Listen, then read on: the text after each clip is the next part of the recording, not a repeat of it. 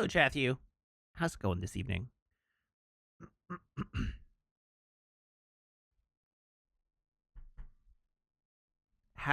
What day is it? Thursday? Happy Thursday. Happy Thursday. I am sufficiently tired that I've lost track of what day it is. It's been a long day. A long day. A long day beginning at 7:30 last night, where in the middle of our TNG episode, Costco set their Switch 2s live.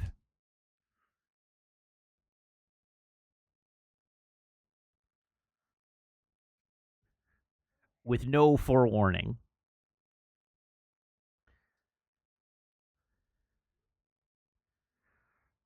So I spent some time last night while we were watching Star Trek The Next Generation attempting to pre-order a Switch 2 from Costco. And I did succeed. I did succeed in ordering a Switch 2 from Costco. And then I stayed up just in case Amazon set theirs live. Amazon did not set theirs live. And then I went to bed after midnight because I was waiting until midnight for Amazon to set theirs live. And then I got up at 5:45 in the morning because Best Buy was scheduled to set theirs live at 6. Chat, let me tell you, Best Buy did not set theirs live at 6.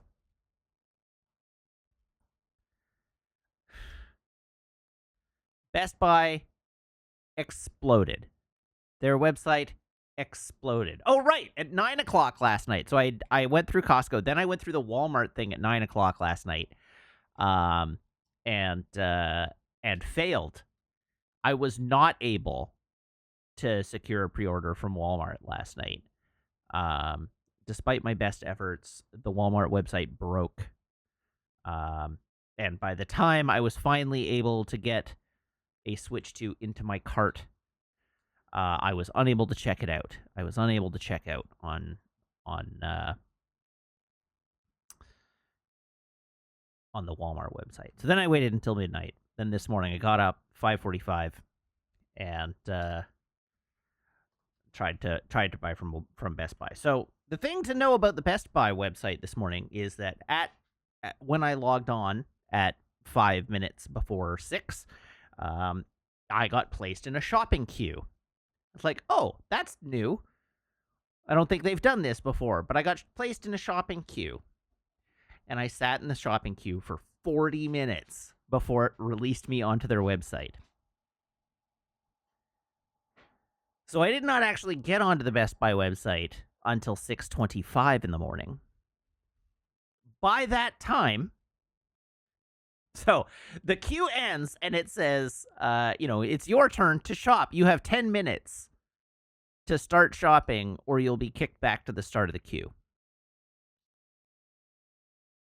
Sorry, you're right. That is 30 minutes. It's 6:35. So I get released onto the website. The website died. The website was not able to load the product database at all. It was serving blank pages. It did not matter that you got through the queue. The Best Buy website was serving blank pages. There was no way to actually see the product. And this remained the way the Best Buy website was until 8:40 this morning. And at 8:40 this morning, the product started to come online. And there, lo and behold, Switch 2, I can put it in my cart. Oh, wait. No, I can't put it in my cart because the website experiences an error every time you try to put it in your cart.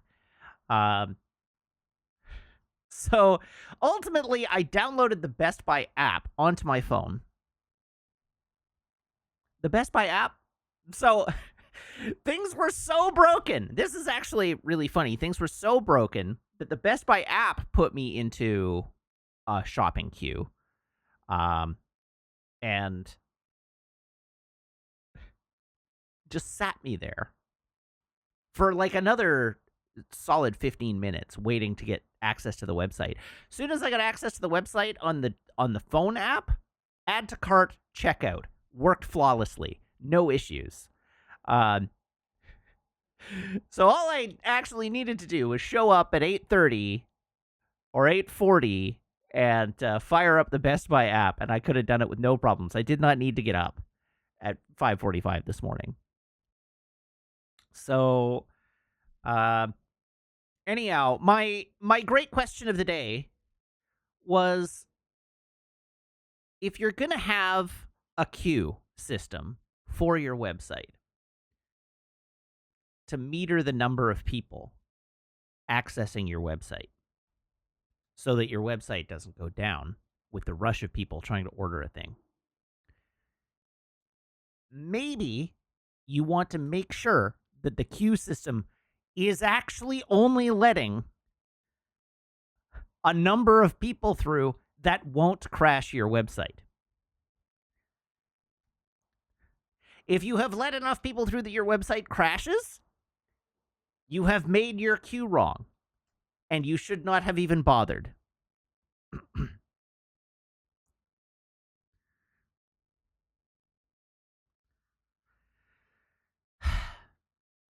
Anyhow, I did, just before stream went live, get my purchase confirmation email from Best Buy. So I have secured 2 Switch 2s.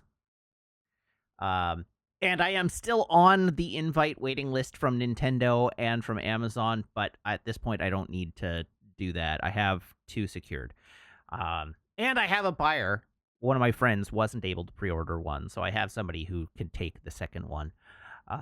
Which is why I do this. I am a generous god. I pre-order a couple of them to make sure that I'm going to get one and that my order is not going to be canceled or whatever. And then I sell the others to my friends at cost. People who want one but aren't able or willing to play the pre-order game like I do. So I will pay it forward, and a friend of mine will get one. But that was my evening. So anyway, I'm very tired because it's been a long day. I had several meetings today, despite it nominally being no meeting Thursday. And I'm very tired. But I'm here. I'm alive. I've eaten dinner. I have 2 Switch 2s pre-ordered. And I have a month to wait until they arrive. How exciting. The upshot is that it is as likely as not that we will still be playing Tears of the Kingdom when my Switch 2 arrives. And if I can figure out a way to get my save file from one to the other, there is a non-zero chance we will be able to finish out Tears of the Kingdom on the Switch 2 version of Tears of the Kingdom.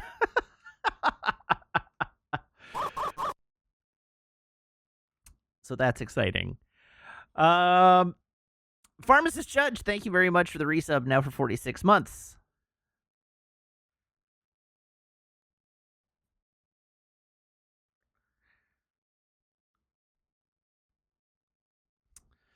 Very good. Okay, I think I owe a joke, so I should tell a joke. If I can figure out how to tell a joke. How does one tell jokes?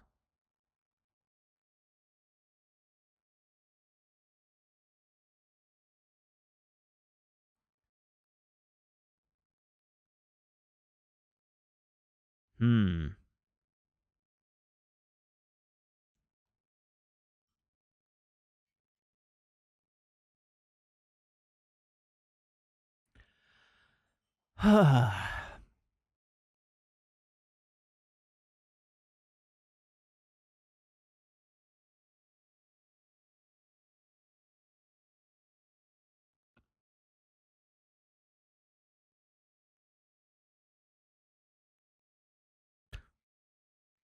There are 3 types of people you will never meet in your life.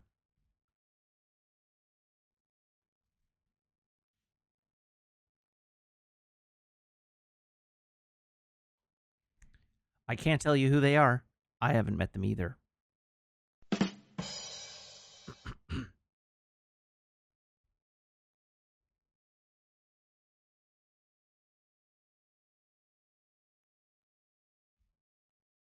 It was the best I had available to me at the time. Is and I. All right. What do you wish to talk about this evening? Log in. The Paul video started with 3 PS3s. 3 PS3s, 4 PS4s, and 5 PS5s.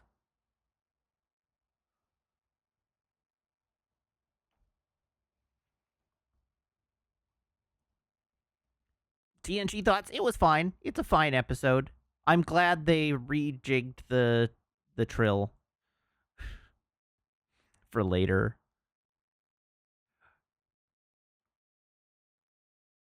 Am I interested in the new French turn-based RPG game? I mean, I'll grab it on Game Pass and check it out. Um, am I necessarily going to do it as a stream game? I don't know. I don't know. It looks fine. I'm not as jazzed as everybody else seems to be, but it looks fine. Like I'm not against it. Um, I'll give it a try. We'll see. Have I played more Oblivion? No, I have not played more Oblivion.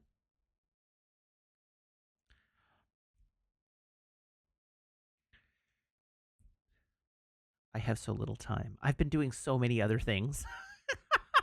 I've been doing so many other. We just spent a bunch of time talking about everything I did last night. I haven't even been working on the hobbies that I want to work on.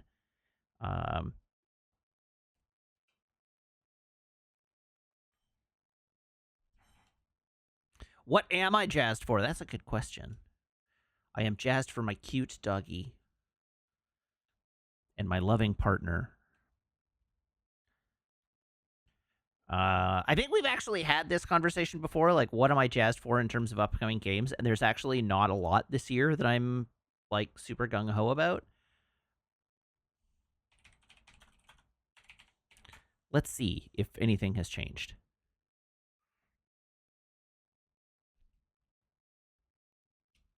I am hyped for Metroid Prime 4.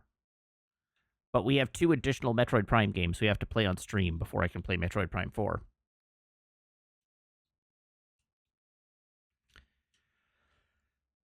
$2025 in video games. It's what month? It's currently April, end of April.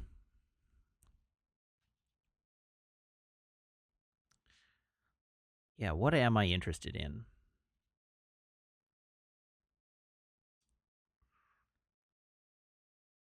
I don't know. There are so many names that I've never even heard of before. It's difficult for me to be like, oh, I'm interested in that. Anything in May? Anything in May? Nothing in May. June. Oh yeah. I'm interested in Bravely Default Switch 2. That's on my list.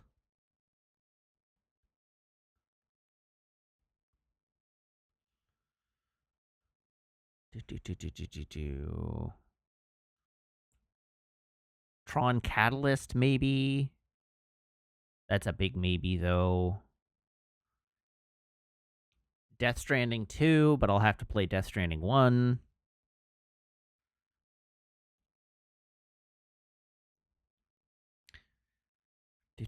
July. Nothing in July, really. August. Nothing in August, really. Honestly, I think the next game that I'm like genuinely like ultra hype for. Oh, Ghost of Yote in October. Marathon in September. Ghost of Yote in October. And Intergalactic, the Heretic Prophet, whenever it comes out.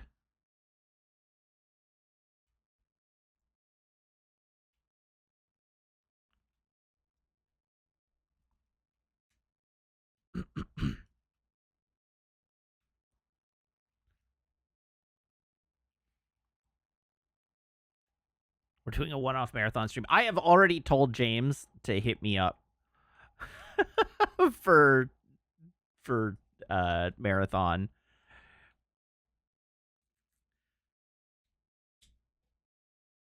Maybe for CTS, yeah. We'll see. I don't know.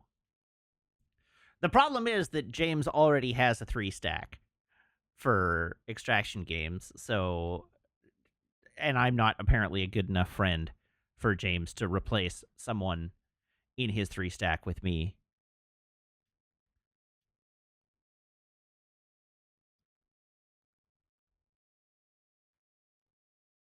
What about Barcour? Again, I've never heard of this. I don't know what that is. It sounds like it's about dogs.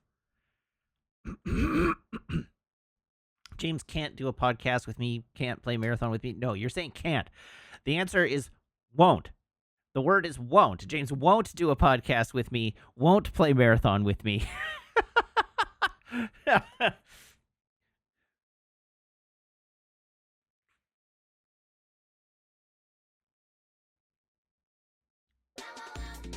Oh, hello, Papa Edgar. Welcome. How are you?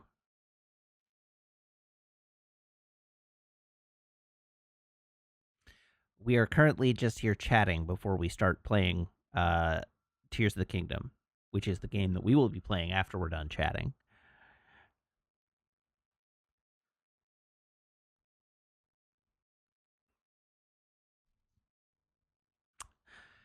Hopefully your stream went well, and hopefully you're having a good day.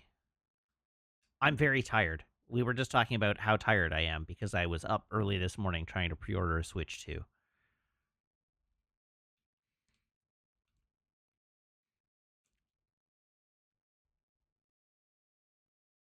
Oh, thank you. It is a nice background, isn't it? I like it too.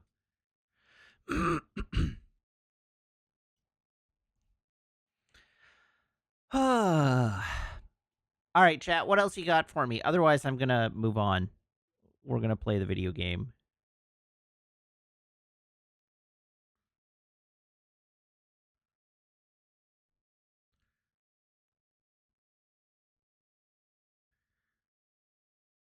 I have not started watching Andor Season 2.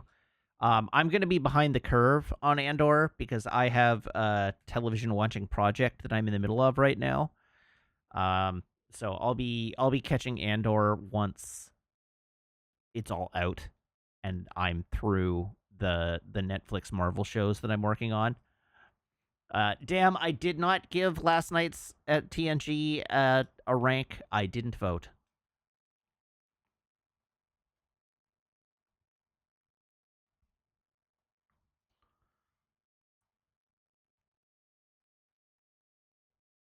Yeah, shocking, I know.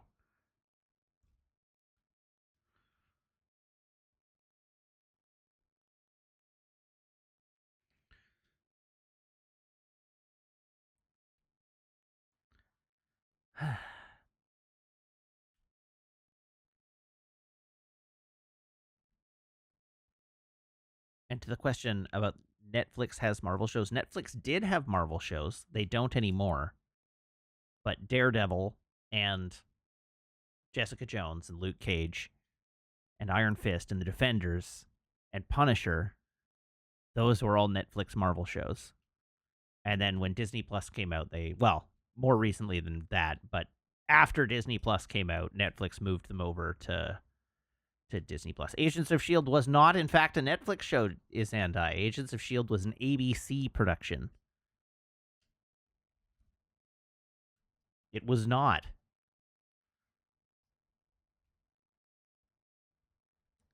It was an actual TV show, yes, and wasn't very good.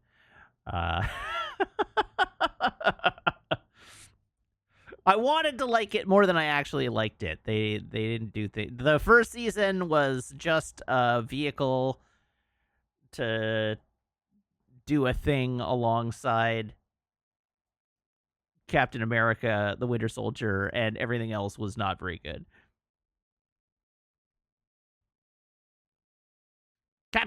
Agent Carter was pretty good. Agent Carter wasn't bad. Also not on Netflix, but Agent Carter was pretty good. I liked Agent Carter.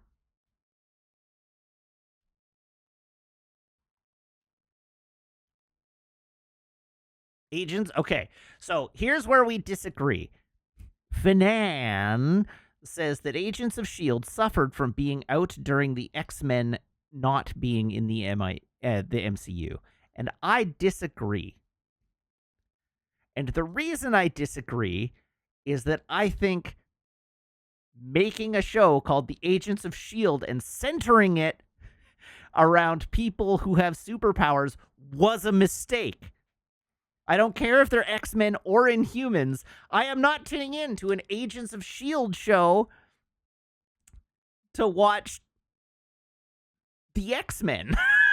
If I want to watch the X-Men, I will watch the X-Men. If they're going to make an Agents of S.H.I.E.L.D. show, I want it to be about S.H.I.E.L.D., the organization, and the agents thereof, and the ways, perhaps, that they interact with superpowered individuals of different varietals. But making it revolve, like, it was just Inhumans. It wasn't Agents of S.H.I.E.L.D. It was just Inhumans. And then they made an Inhuman show that was also bad. But what I think actually wrecked Agents of S.H.I.E.L.D. was the fact that they greenlit an Agents of S.H.I.E.L.D. show and then immediately made the big plot twist in the MCU. Oh, S.H.I.E.L.D. has exploded and doesn't exist anymore. And then they have to come up with 7 seasons of a show about agents for an organization that in canon doesn't exist anymore. And they destroyed the organization like 17 episodes into the first season. They got put between a very hard rock and a very hard place. And it was just like, they should never have greenlit the show, frankly. If they knew they were going to do that, they should never have greenlit the show. And I think they didn't know they were going to do that, which was why they greenlit the show, but they shouldn't have done that.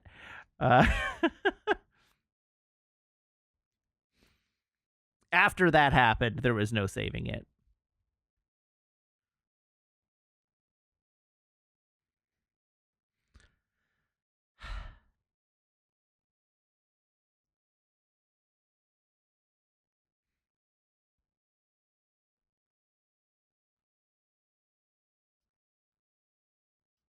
Am I looking forward to Thunderbolts next week? I am looking forward to Thunderbolts next week. Currently, of trying to avoid spoilers, I guess. But I am looking forward to it. Hopefully it's good. That's all I care about. I want it to be good. I want it to be better than Captain America 4.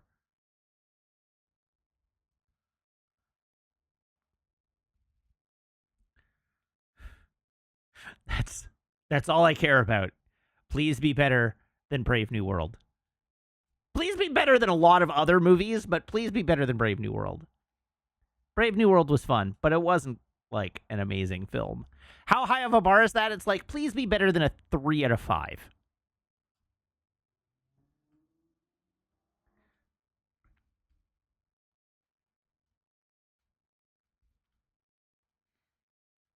That's sort of where we're at right now. And that's the situation the MCU is in right now. It's like every Marvel movie that's coming out right now, except for Guardians of the Galaxy 3, is like a 3 out of 5. And I'd take like a 3.5 or a 4 out of 5. Give me just like a genuinely good Thunderbolts movie.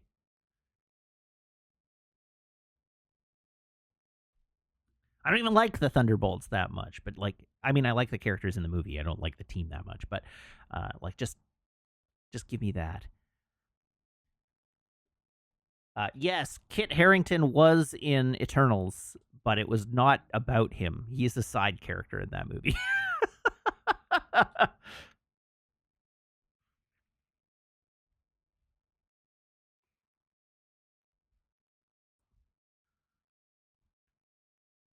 If they ever do a Black Knight movie, that's his role.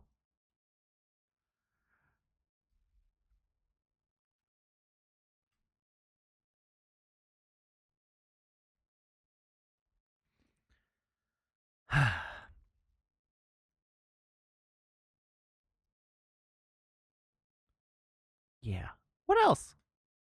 What else?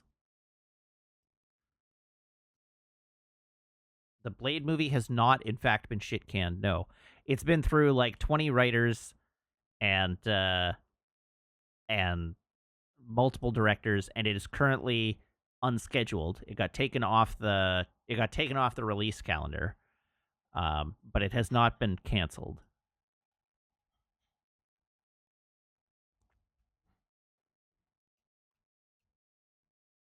which is a shame.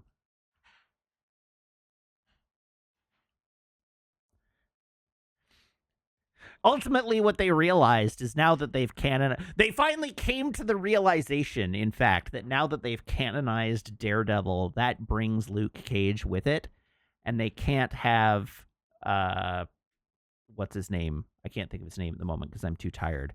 But they can't have that guy playing more than one role, and he already existed and died as Cottonmouth. Mahershala Ali, that's his name.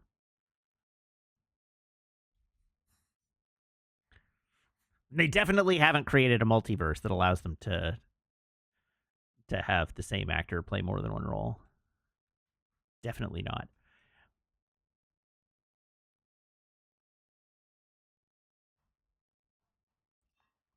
In small relation to Oblivion earlier this week, how do you feel about Studio Shadow dropping games day of announcement? It can work under some circumstances, but it's generally not a good plan.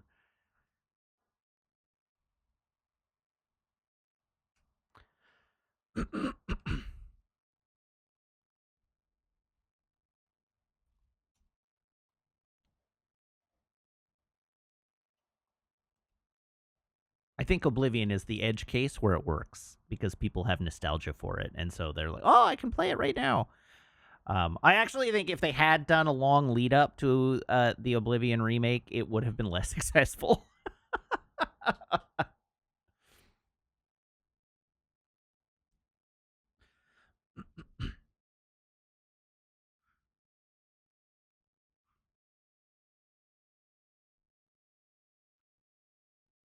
That's right. People would have had the opportunity to remember that the game isn't actually that good.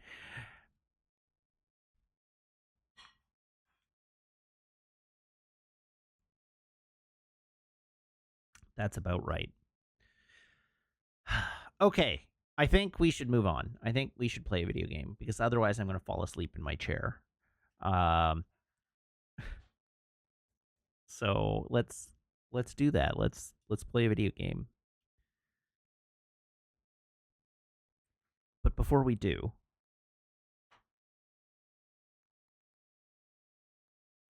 here's my phone cable. Here is my phone. Everyone, please brace your ear holes.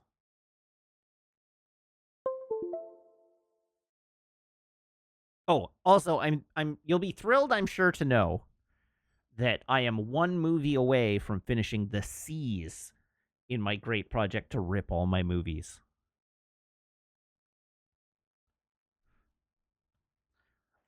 I have Crouching Tiger, Hidden Dragon left, and then we're on to the Daniel Craig 007 collection. How exciting.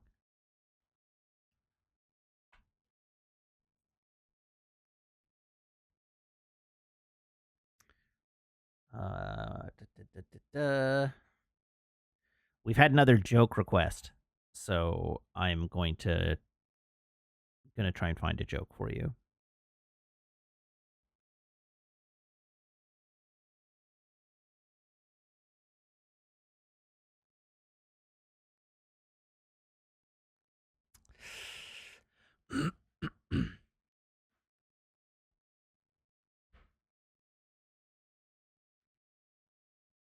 Hmm.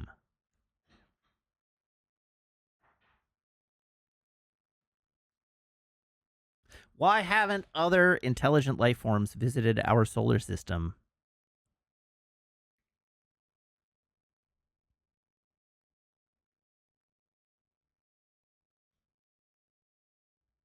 Bad reputation. It only has one star. Okay, chat. You stay here. You stay here for a minute.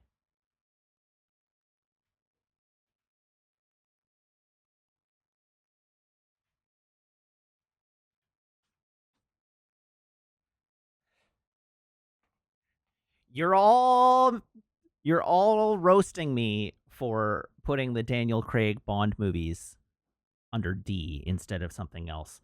I would like you to note that the title on this box, The Daniel Craig Collection.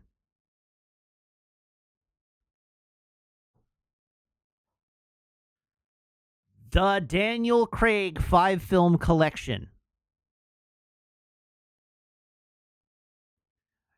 Which, according to the way I order things, goes under Daniel Craig's 5-film collection, comma, the.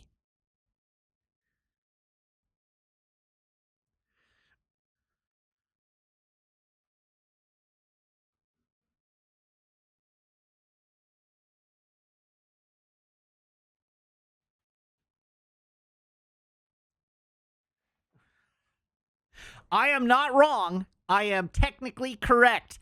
The best kind of correct.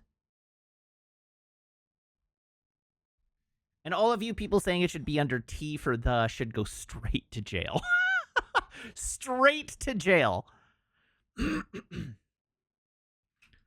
don't know what you want me to do. The box literally says Daniel Craig Collection on it.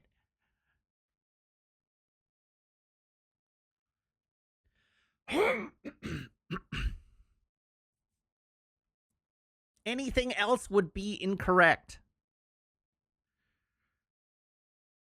Tomb Raider, Layer Cake, Munich, The Golden Compass, and Cowboys and Aliens. That's a very different Daniel Craig collection. Why does the box say that? That's because when they release the James Bond movies, they release them by actor instead of another way. So it's Daniel Craig, and there's a Sean Connery collection coming. Sean Connery collection is coming in June, actually, I think. June or July.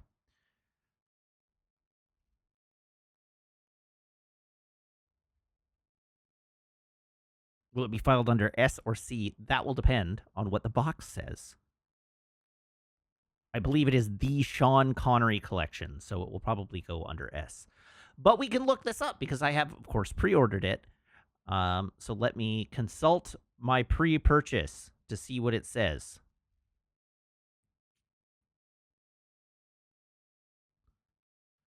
It is in this case, there is no the. It is Sean Connery as Ian Fleming's James Bond 007 6-film collection.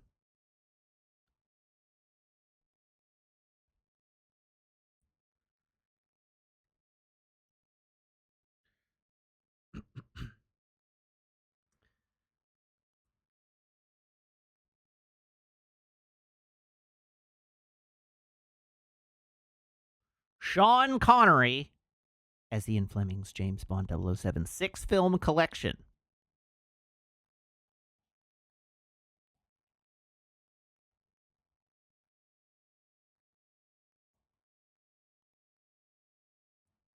And unfortunately, we can't see the spine yet. We don't know what the spine looks like yet. Oh, this image has a bit of the spine. There you go. So on the spine, which is what matters most, because that's the part that faces out when shelved, is Sean Connery 6-film collection, Collection de 6 films. Du 6 films.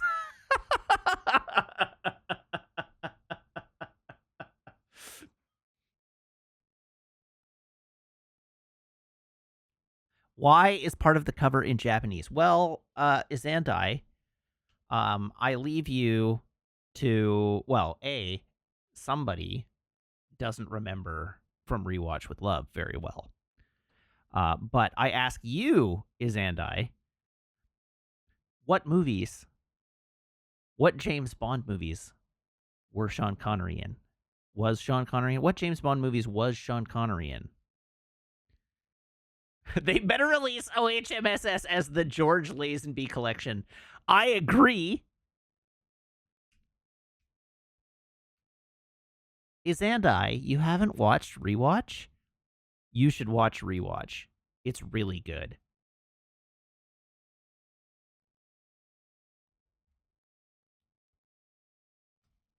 Izandai says, I think one of them is Octopussy. Izandai, you definitely need to watch Rewatch. I realize you're like 6 years old, but. So, fun fact, Octopussy did release in the same year as a James Bond movie starring Sean Connery. And that Sean Connery James Bond movie is not in the James Bond Sean Connery 6-film collection.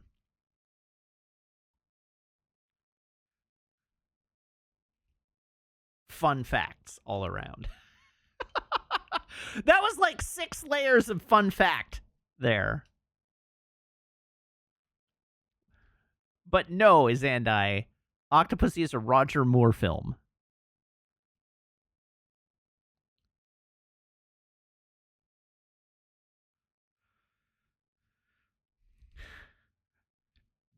The 6 James Bond movies that Sean Connery was in for MGM are Dr. No, From Russia with Love, Goldfinger, Thunderball, You Only Live Twice, and Diamonds Are Forever. And then in 1983, the same year that Octopussy came out starring Roger Moore for MGM, Sean Connery played James Bond in an unofficial remake of Thunderball titled Never Say Never Again.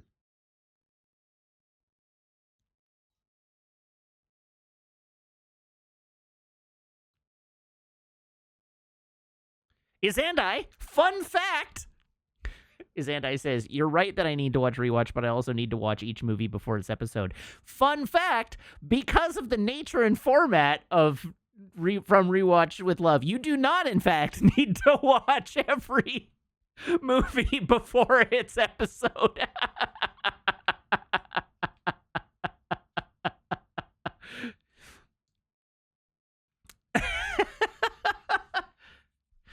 God, if it wouldn't take the better part of a year, I would totally be down to do a Bond movie a week, but it would take half a year to do.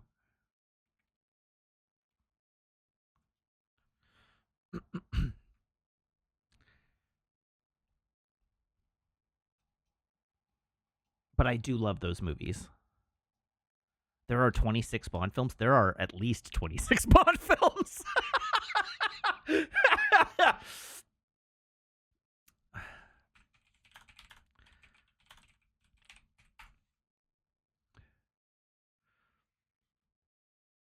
1, 2, 3, 4, 5, 6, 7, 8, 9, 10, 11, 12, 13, 14, 15, 16, 17, 18, 19, 20, 21, 22, 23, 24, 25, and No Time or Never Say Never Again is exactly 26 Bond films. Maybe I counted incorrectly. Did I?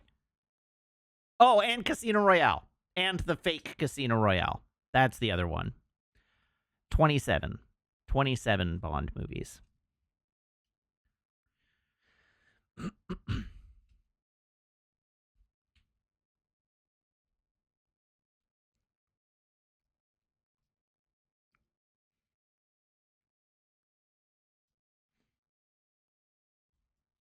Yes, for APOD's benefit, the 1967 Casino Royale, not the 2005 Casino Royale.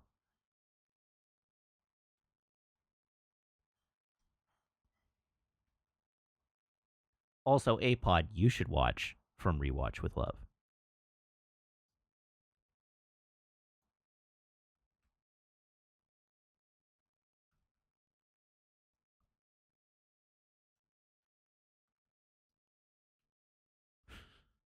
Everybody should go watch Rewatch with Love. It's good.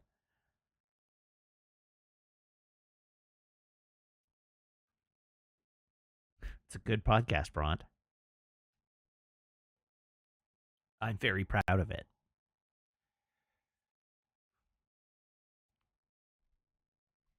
I like that Zafty is like, I will watch months and months and months and months and months and months and months of Gundam rewatch.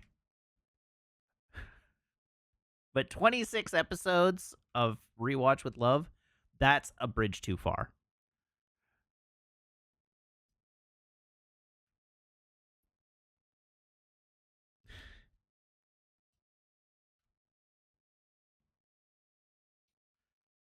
That's right. Who's going to be a moderator now that Zafty and Azandai have outed themselves as fake fans? Good grief. Zafty, you don't have to like James Bond.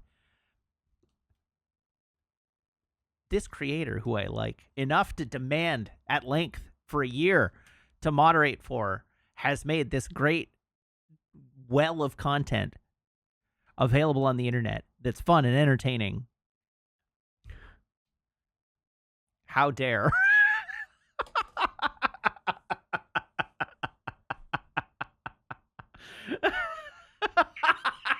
And Balthazar says, and Matt was on it too. Oh,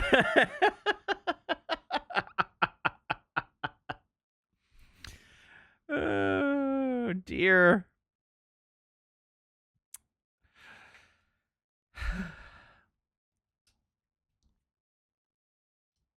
That's right. And some of the James Bond movies are even good. There are categorically at least 5 good James Bond movies. At least 5.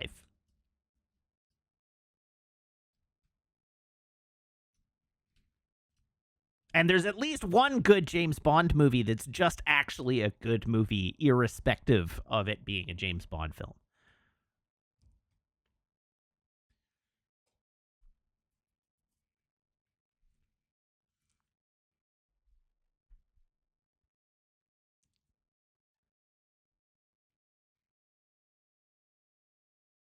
There you go. Okay, we've done the phone plug-in, so I should probably reveal the beverage.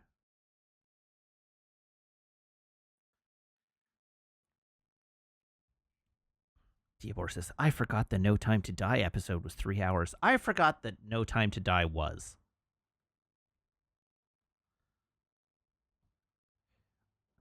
And it was bliss.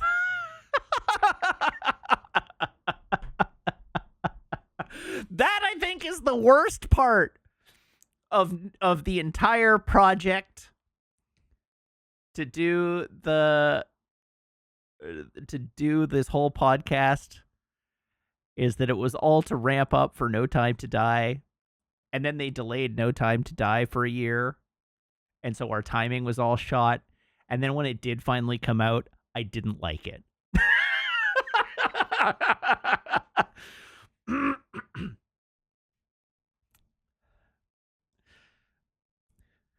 That's the like personally most disappointing thing for me, was that I didn't like it. When they do the next Bond, God Almighty, like, yeah, we will have to do the next Bond movie, and Graham and I will have to do the like 007 spin-off series and the Moneypenny spin-off series and the M spin-off series, the MI6 origin story.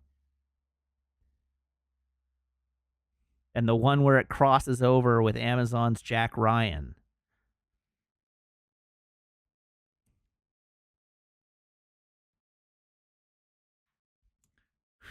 I cannot wait for the new James Bond to meet President Jack Ryan.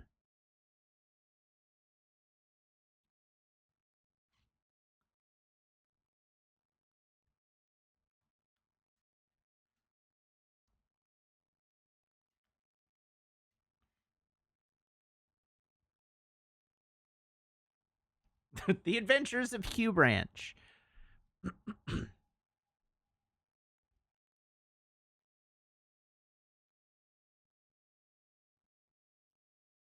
Oh no, Sam! I am well aware that Amazon makes big budget action spy movies, and they're all terrible.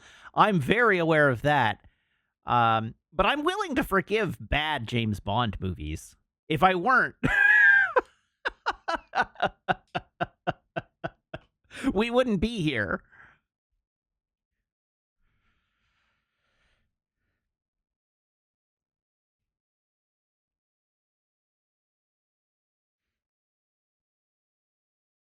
Now it's 0007. All right. It's time to reveal the beverage. So, Garcon, can I have a drum roll, please?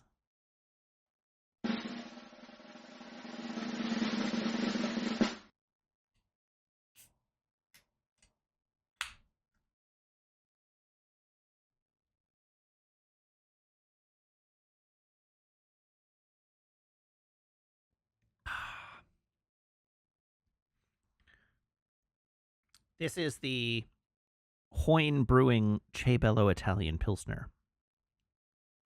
It's good.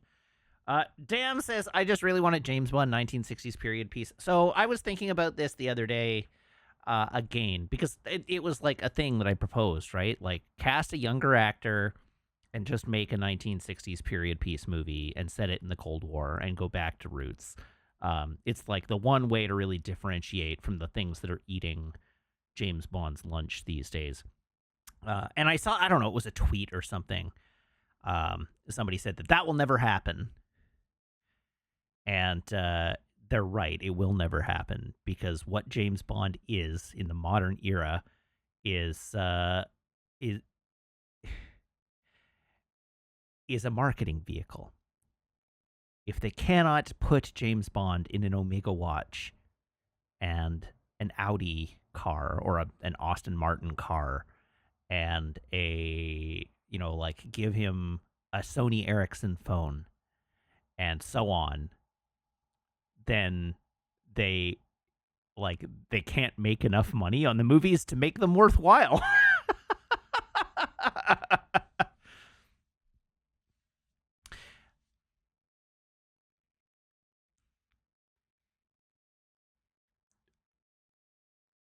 Yes, that's right. An Aston Martin.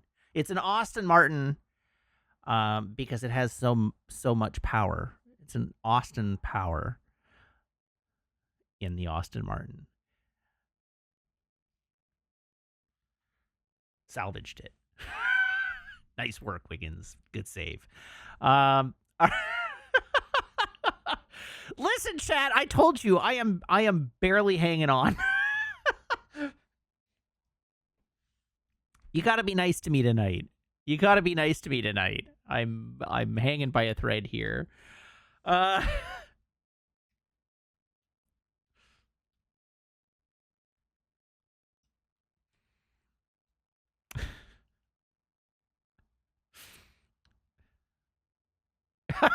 Once again, the duality of chat. P. Johnson says, we're always nice, and Lao says, is chat ever nice to Matt?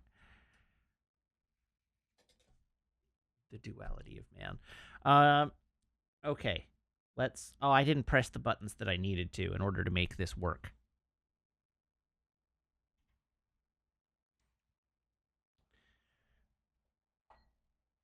I probably should have pressed those buttons.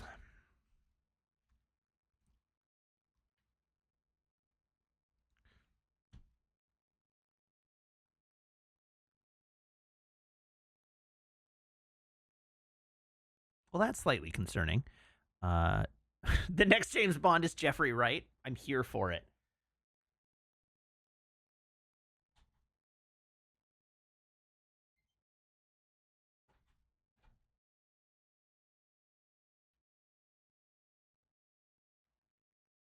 Hello, Switch.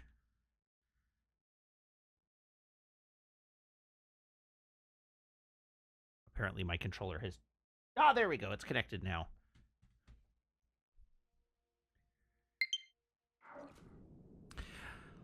Okay. Once again, we remain in the underspace.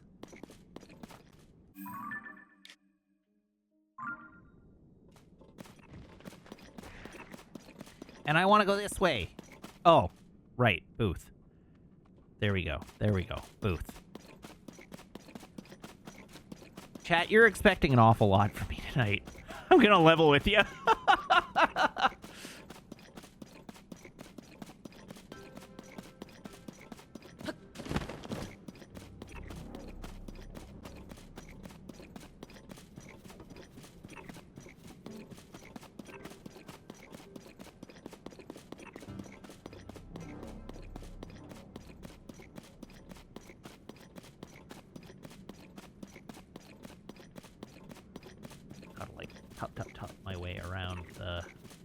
The gloom.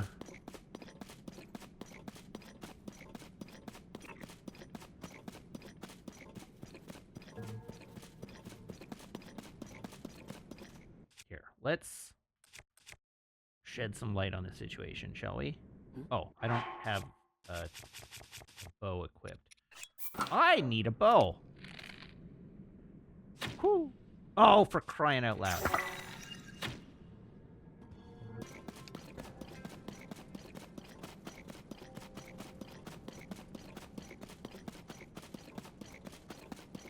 Yeah, I gotta say, all of the retailers deciding to launch their consoles at times that are incredibly stupid for Pacific coasters, actually, huge dick move. Making me stay up until midnight and then also be up at 6 a.m. Just inconsiderate.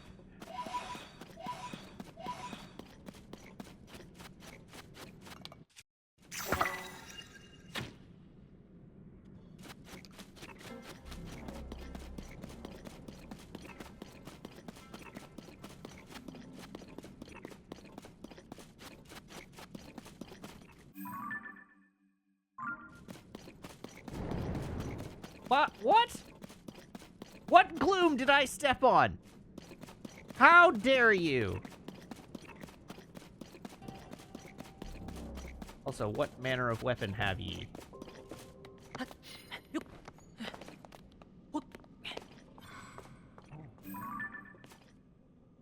What are you? It looks good, whatever it is. What happened?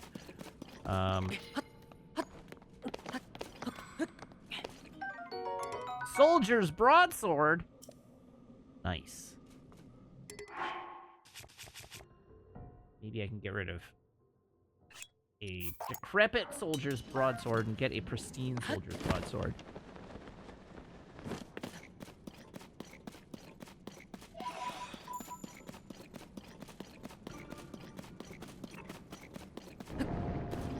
I am not standing on gloom. Go to hell, game.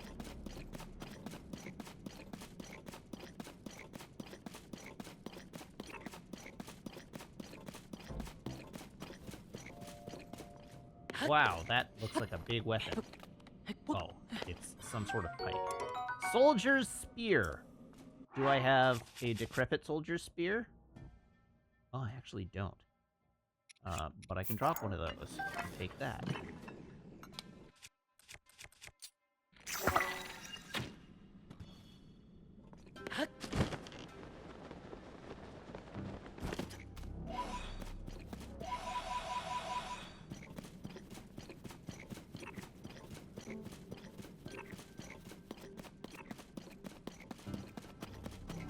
I'm glad Twilight Spark picked up on where I was going with my stream title. Thank you, Twilight Spark. You're seen. I feel seen as well.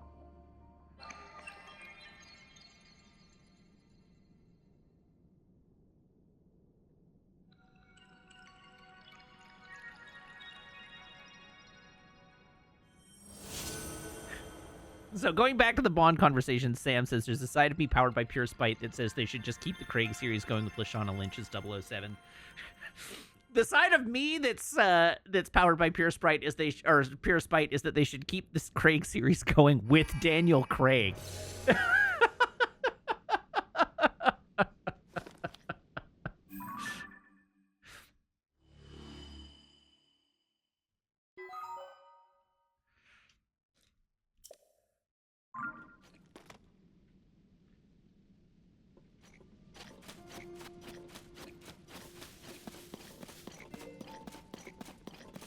Another movie about whether he's ready to be Bond. Well, I mean, it'll be interesting to see. They should just Weekend at Bernie's it. I see two options. It's either James Bond's twin brother, Tom,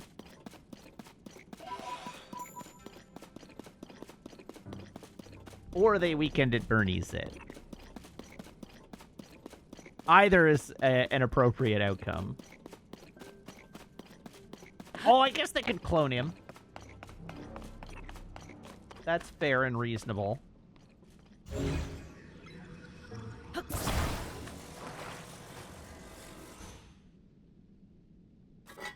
I should not do something very stupid right now. Attach! There we go.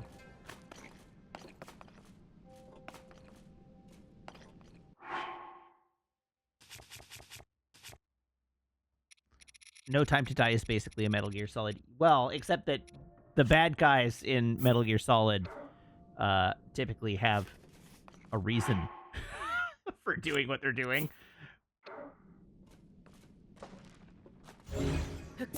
It's highly convoluted, but they will tell you at length what their reasoning is.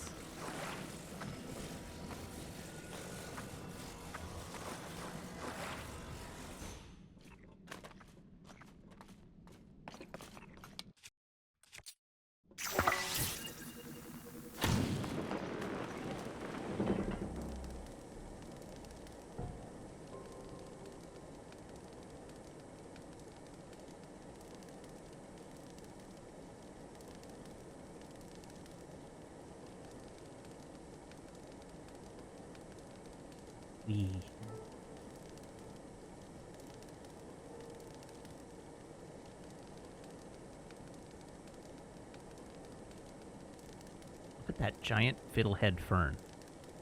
It's probably not tasty.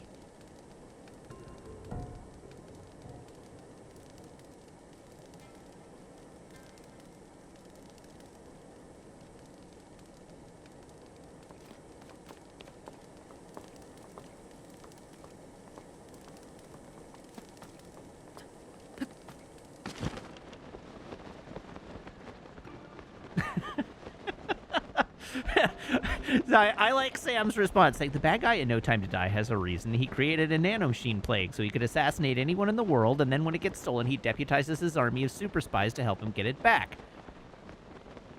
That is correct. That is also M's motivation. Sam is saying that M is the villain, which, not wrong. But that's the joke, for those not following along at home.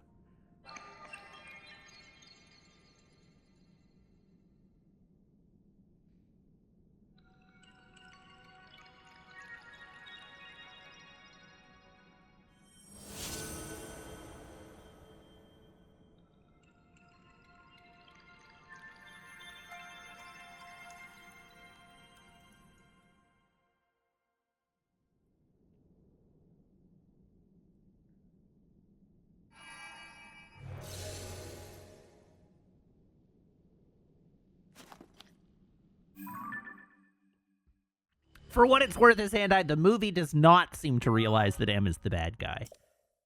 Not in any way that matters, at least.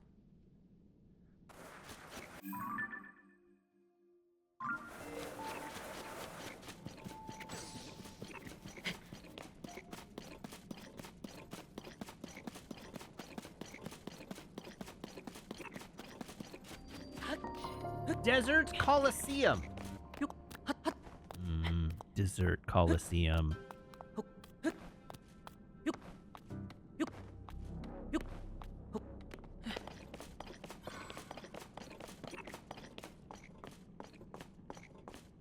Doesn't look like much of a Coliseum to me.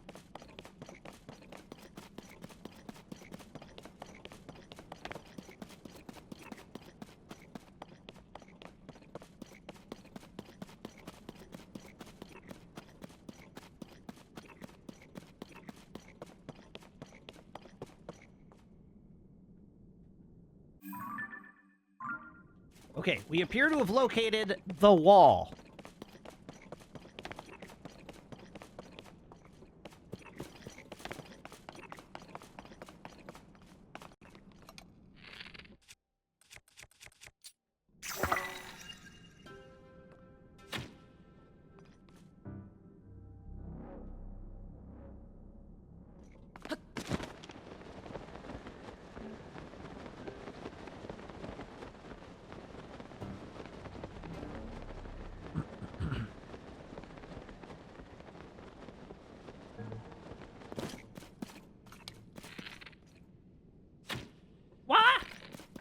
can do that?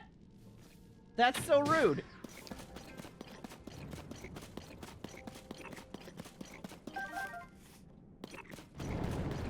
What? Oh. Running away. Izandai Skyfall is the one that Sam said is okay but beautifully shot.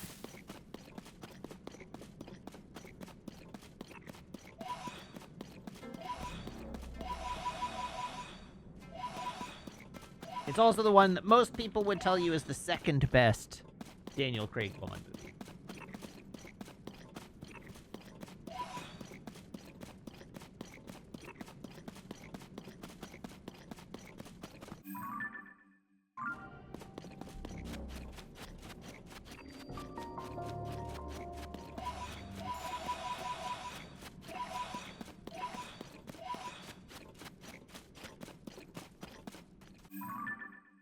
And Casino Royale is straightforwardly one of the best action movies ever made, irrespective of it being a James Bond movie.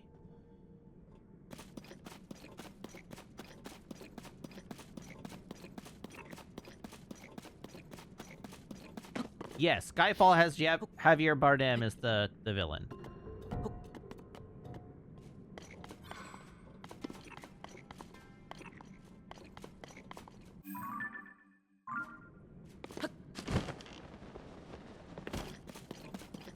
What is this thing? Let's go find out what this thing is.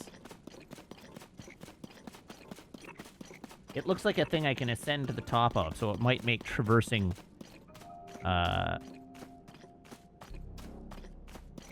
this area easier.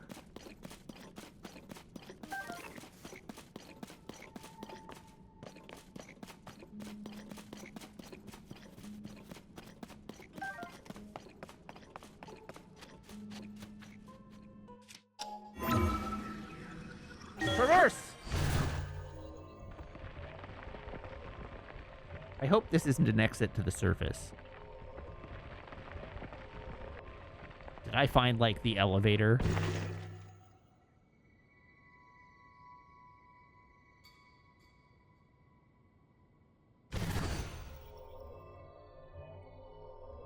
Rip.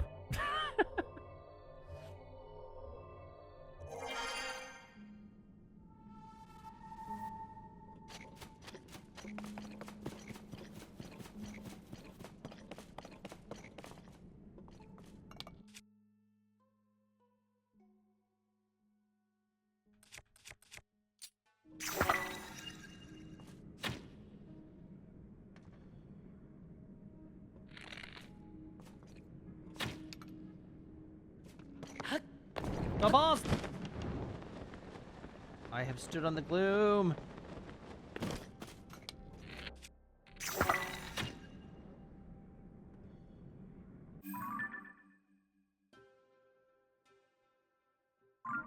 Actually, it's a hunting lodge, not a manor.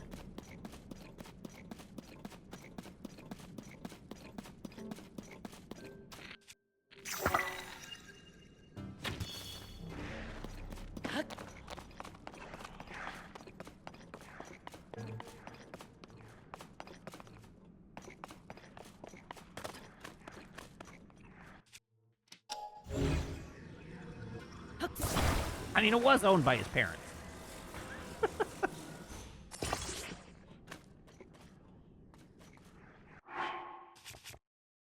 Do I have a fire emitter? Hell yeah!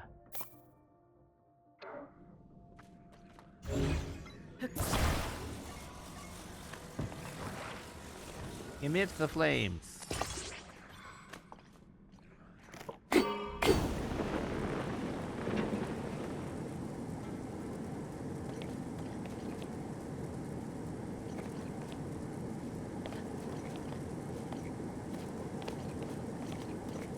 Oh god, no!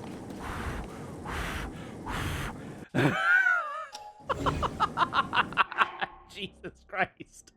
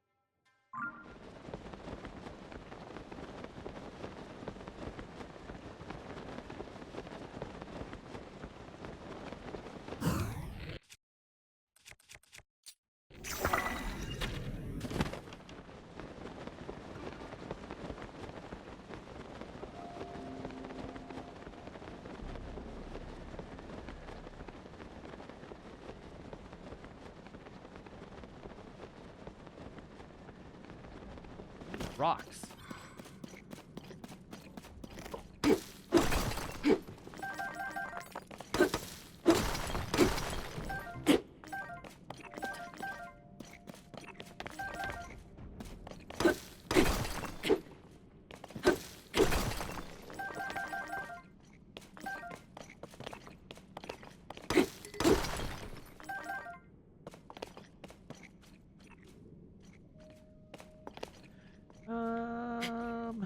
Alright, we're headed this way.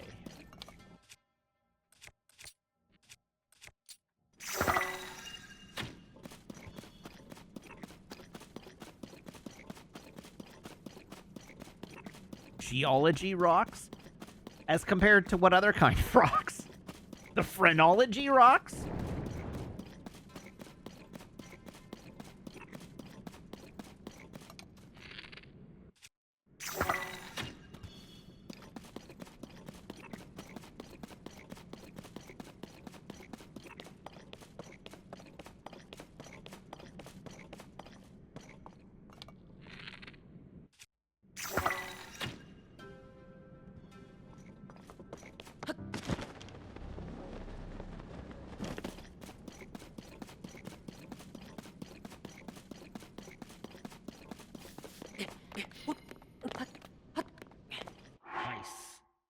Got another dope sword.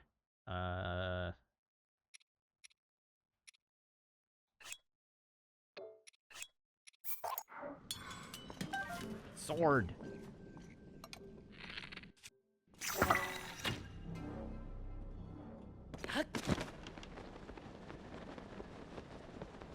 I'm confident that one of these days I'll learn what I'm supposed to do with all 500 of my poes.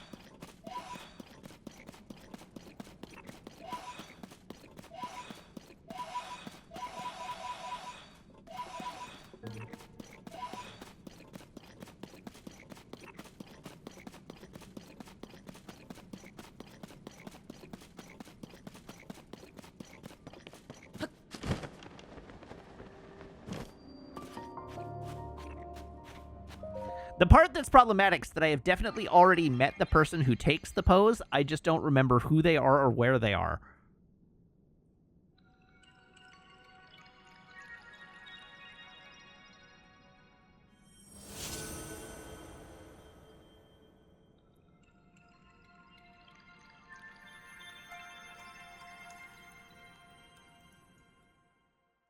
And I never found out what they're for.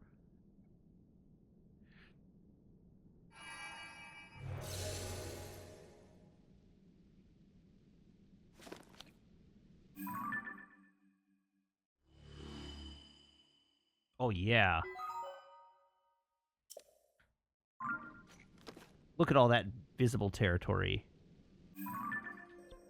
Do you want me to tell you where you met the Poe vendor? I mean, I probably should take you up on that, yes.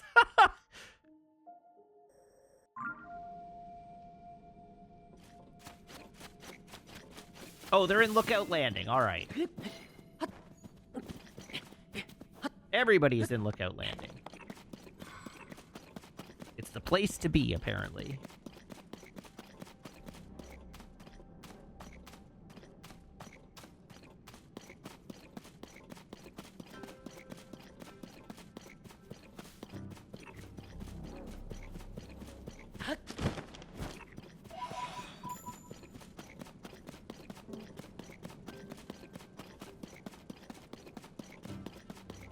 Ooh, bomb flower. We like those. They explode.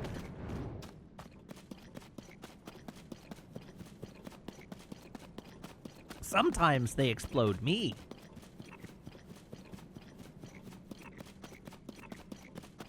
We don't like that as much. Oh, God.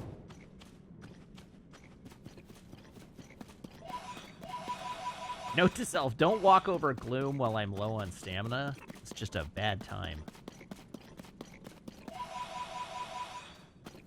Theoretically, we have a mission down here, but then I got distracted by the light routes that I could see. And so now I'm doing light routes. But theoretically, we do have a mission down here.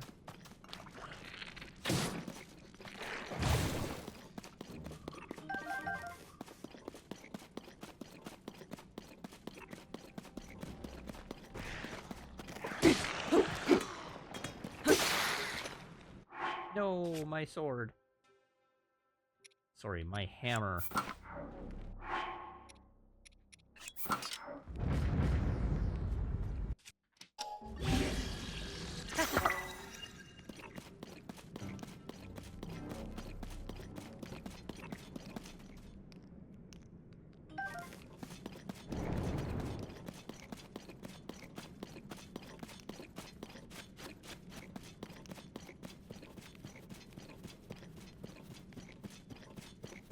Oh yeah, threaded the needle.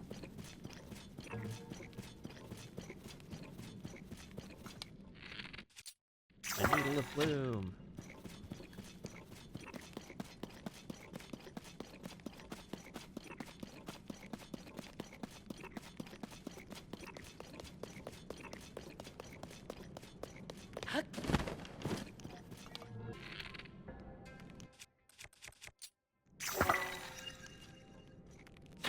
Sounds like Maple's trying to dig a hole in the floorboards again.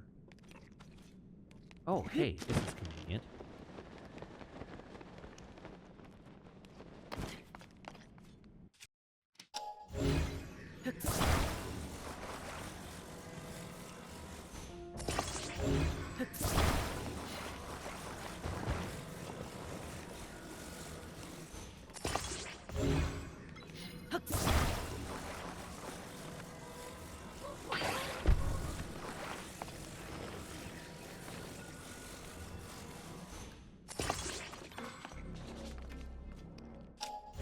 What's going on out there?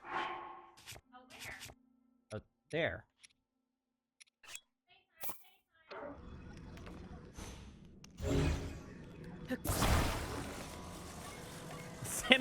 Semi-genuine question, are floorboards the natural enemy of golden retrievers? Yes, they are. Certainly in the case of ours.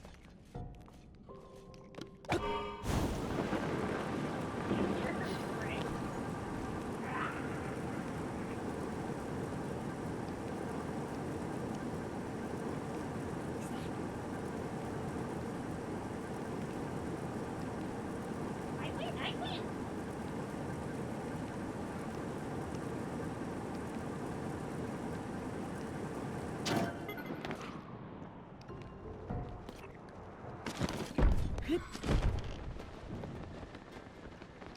Oh lord.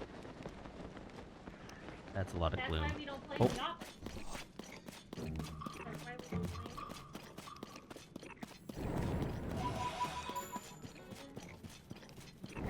Maple, are you a big silly? You a big silly? Maple is a big silly right now. She is extremely silly.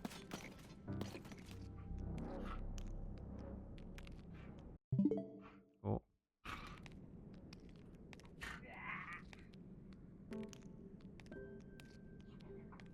I win!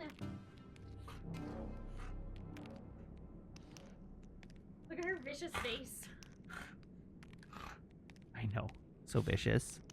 It is a good ball. This is a good ball. It smells like vanilla, which is great. It's like a really nice smelling ball. Ah!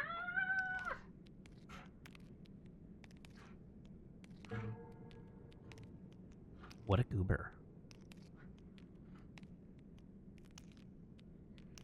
Emergency playtime. I see that. Emergency playtime indeed. She started scratching at the floor, and I was like, how about... Oh, baby, what are we doing to your face when we do that? Well, I don't know. Do you have a treat? There's one You singular... come here. You sit. Wait. Okay, we're gonna wait. Yeah, okay. Yeah, you can put the whole thing in your mouth. Oh, no, it's okay. Okay, good. She's not bleeding. She just has, like, a red line. Yeah, just a red line. What a good girl. What a good playtime. Dog teeth are terrifying. I mean, Yes. most animals' teeth are terrifying. Do you have big chompers? The thing that's important is that they know how to use them safely with humans. What is going on with my hair today? This is awful. Awful. It's your helmet, your ear helmet, your brain Hugger. Headphones.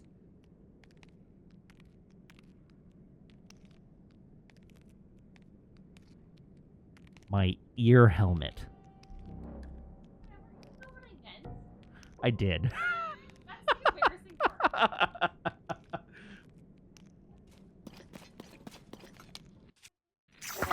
Ah, yes, Brain Hugger is also very good.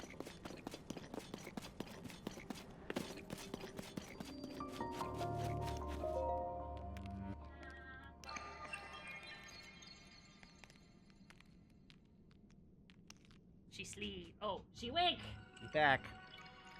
Hi. No, we're not eating socks. I don't know. There's a TikTok. This whole situation is just reminded me of a TikTok audio. Government can't stop me. Mental hospital can't stop me. I will simply continue being silly for the rest of my days.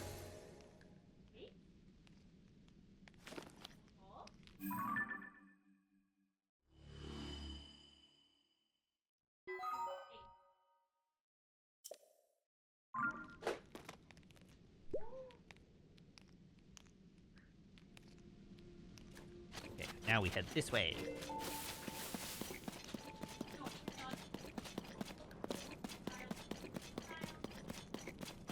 Maple has achieved 2 riled status.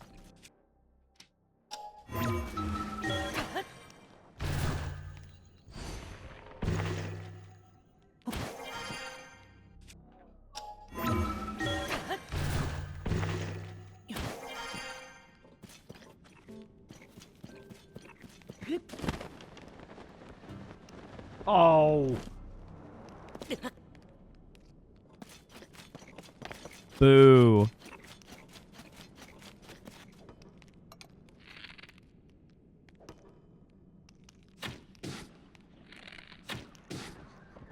Oh god.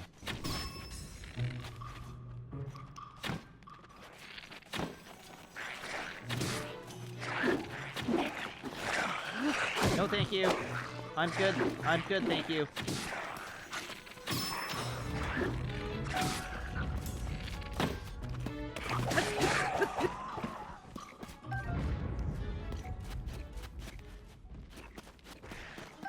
Oh, come on!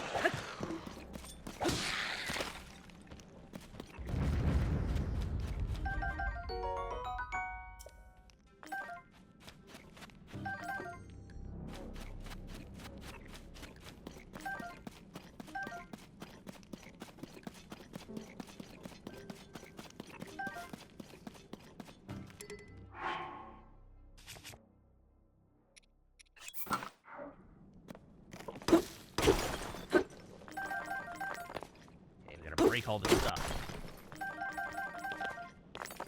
Collect all the rocks.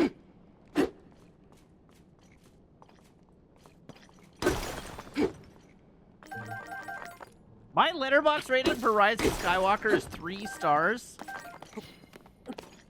Okay, I want you all to remember that when I saw Rise of Skywalker, I was the sickest I have ever been in my entire life.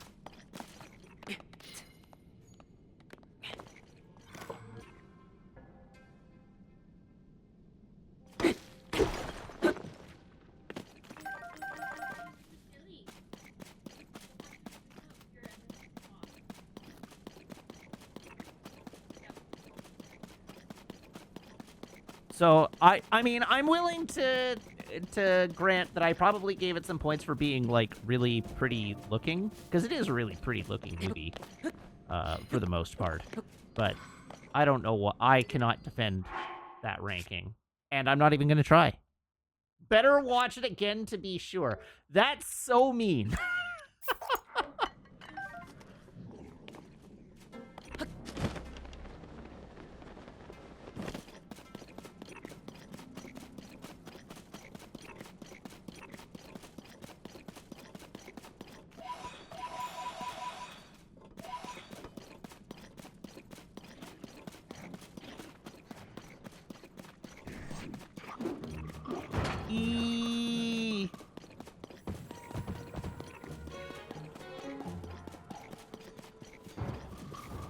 I don't know. The little guy that goes, well, hey, is worth at least 1 point, right?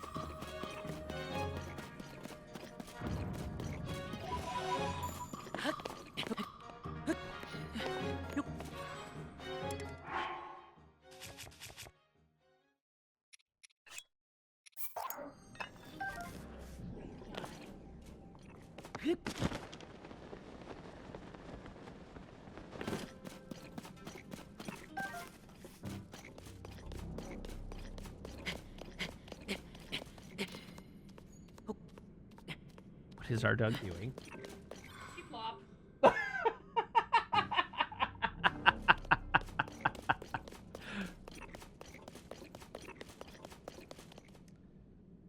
She flat. Just flat. Big flopperino.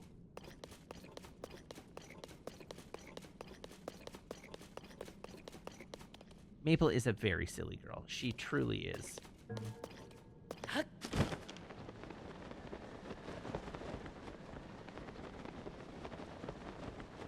Oh, Jesus Christ.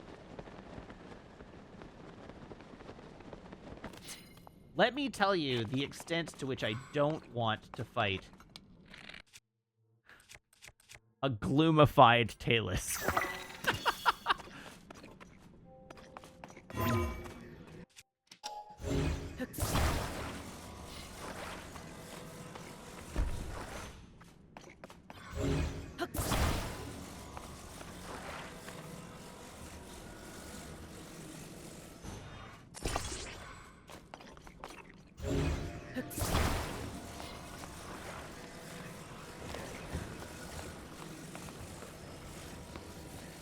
Xanadai says, it's not actually any stronger than a normal Talus. And how well have my fights with normal Tali gone?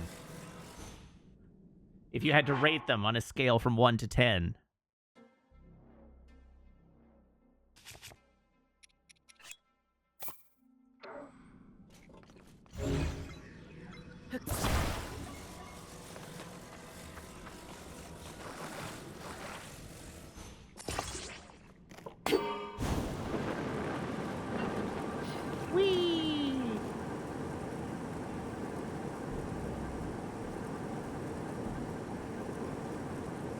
No, we're turning away from the direction I want to go.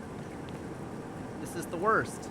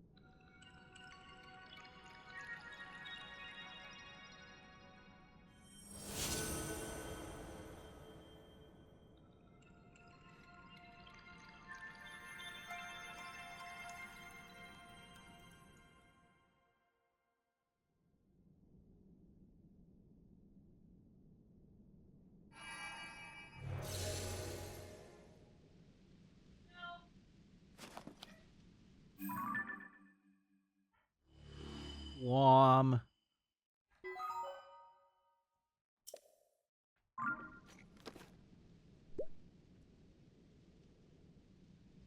Okay, what kind of area is this? The abandoned Karakara mine.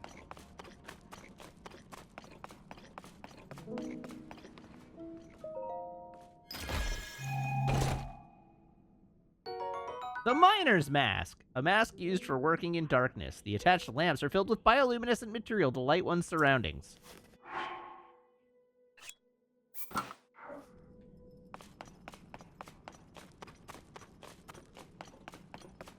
I have fully gotten to a place where Koga is supposed to be, but Koga's not here yet.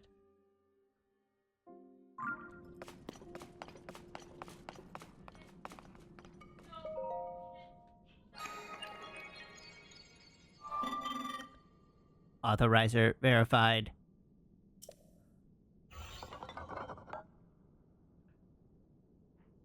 Welcome. This was once a busy refinery where a great deal of zonite was processed. My task here is to manage designs for mining equipment. Please hold one moment. I have confirmed that there is a schema stone you do not yet have. Allow me to rectify that. Oh, this is a place on an old map I found. All right. Instant scaffold. Nice. I will also prepare the parts required to test it via auto build.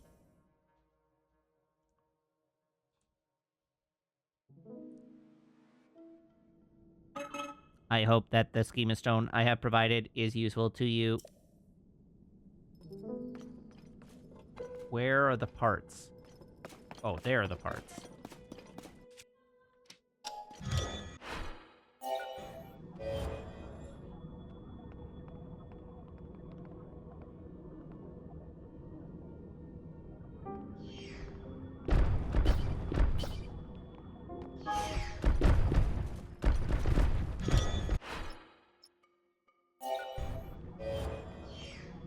Okay, would you be so kind as to actually assemble into the thing?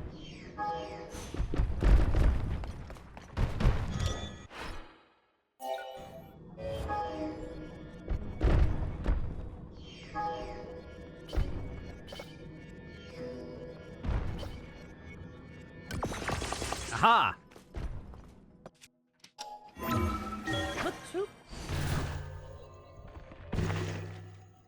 You know, that's a pretty good scaffold.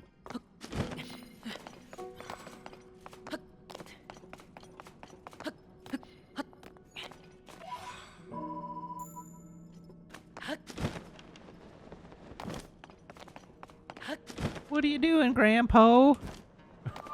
I'm tired of this, Grandpa. Well, that's too damn bad. Authorizer verified. Welcome. I am a forged construct. I process zonite here into other materials. Zonite is a substance that can be mined in great quantities in this land. I am capable of processing this substance and converting it into a variety of things. Here, allow me to show you what can be processed from zonite.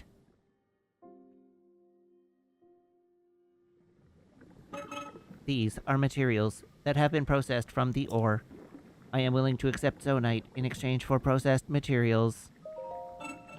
Oh, I didn't need to... Okay, goodbye. A selection of processed materials is arrayed on the nearby shelves. See if any of them catch your interest.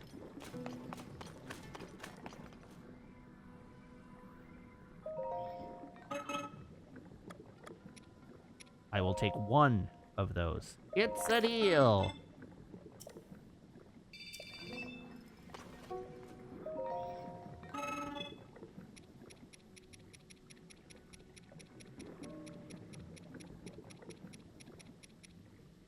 I'll take them all!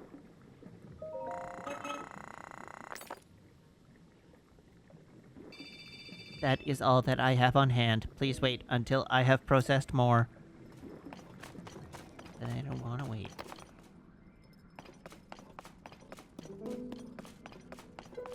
Okay, away we go!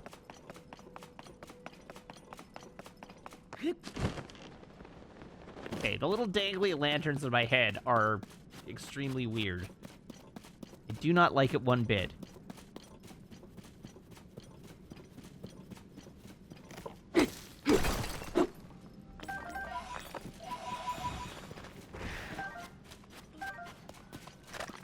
Ah!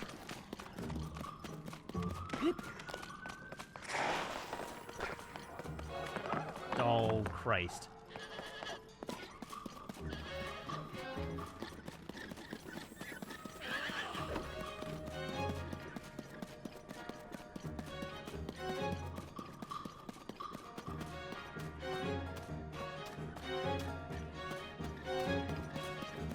You know, truth be told, I do make a kind of crappy anglerfish.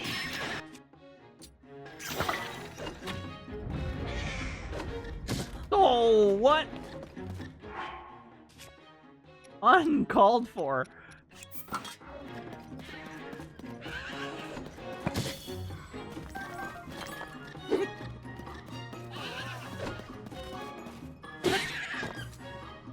Batter up.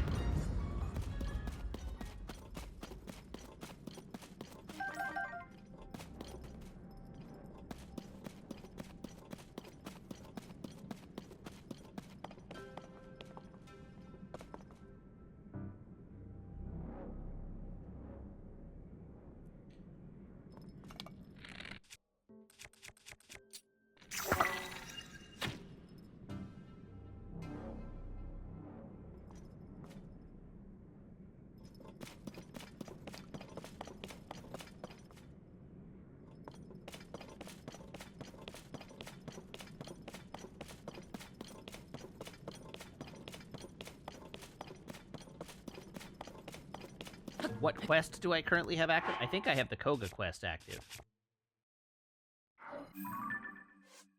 Yeah, the Koga quest.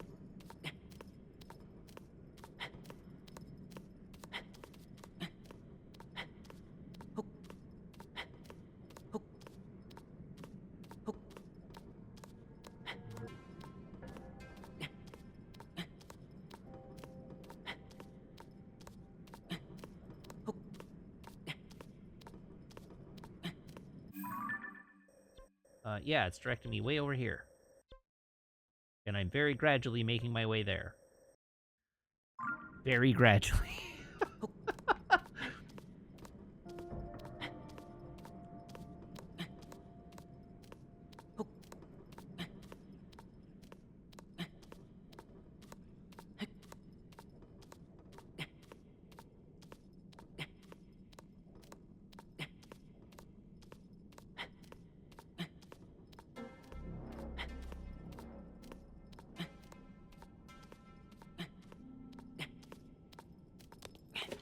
Okay, we have made it to here. Going up. Going up? Going up. There we go.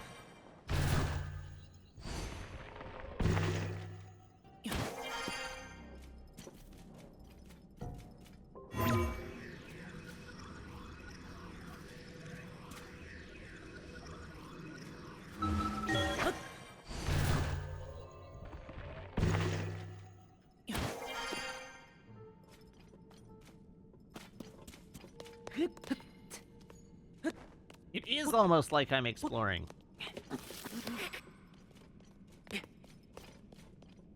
Shocking, I know.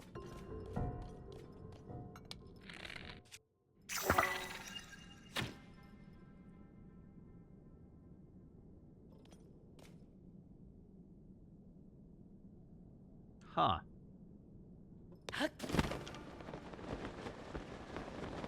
Oh, hold on.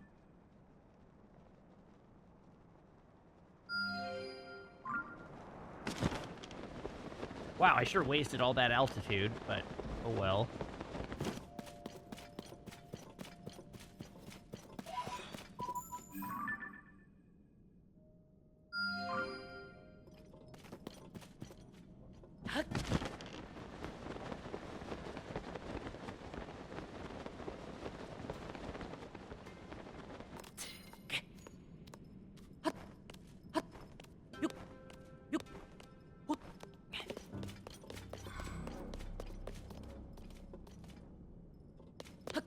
Whee!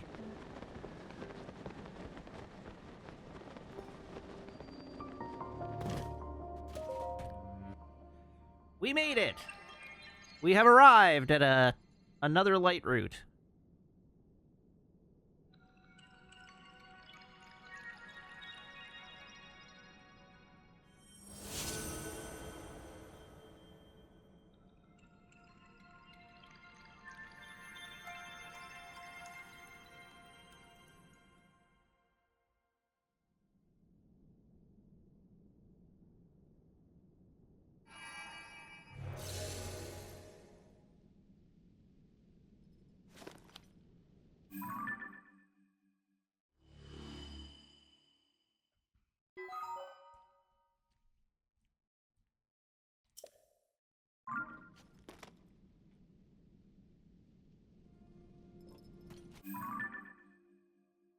Okay, we're headed north, I guess.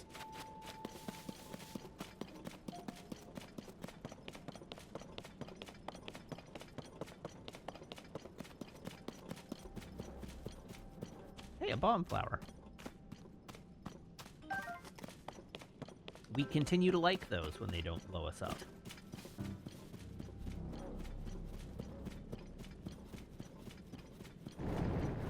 I tell you, some of the geography down here is extremely terrifying.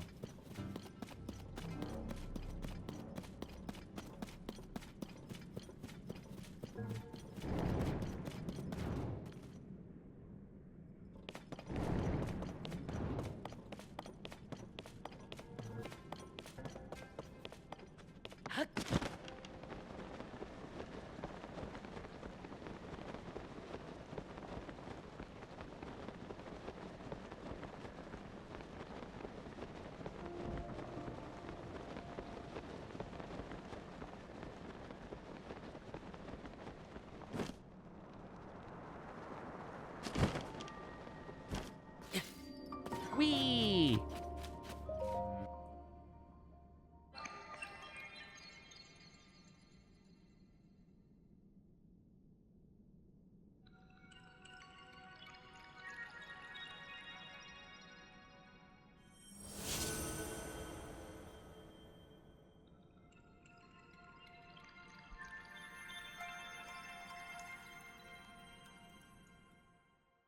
That's 6 light routes so far this stream. We're putting in work tonight.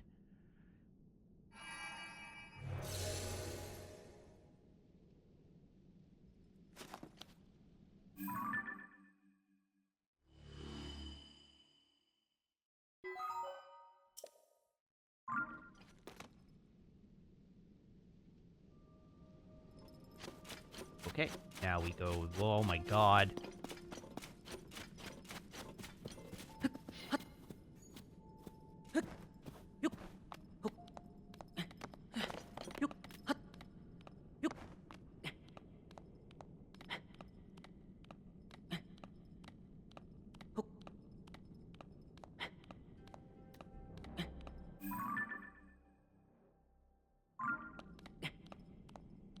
Okay, everything about this situation is terrible.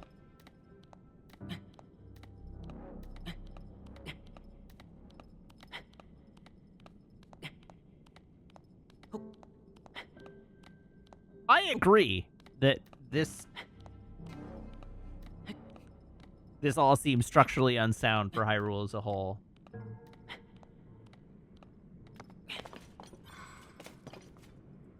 We built this city on rock and roll does not make a good foundation.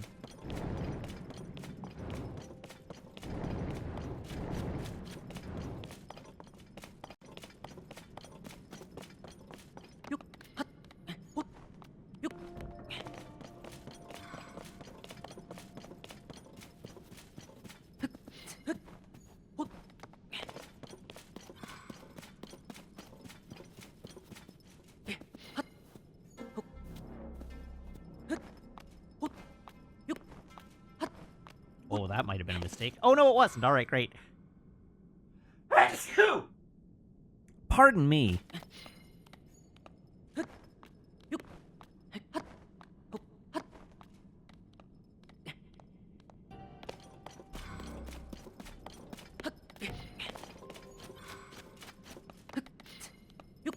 What the hell does Tisker mean?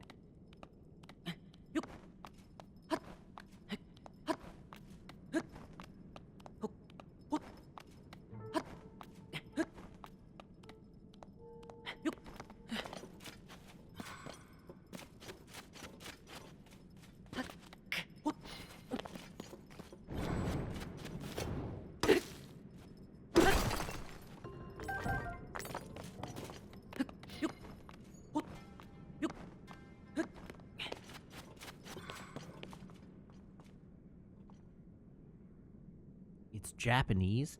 Is the Sandai old enough to have learned Japanese?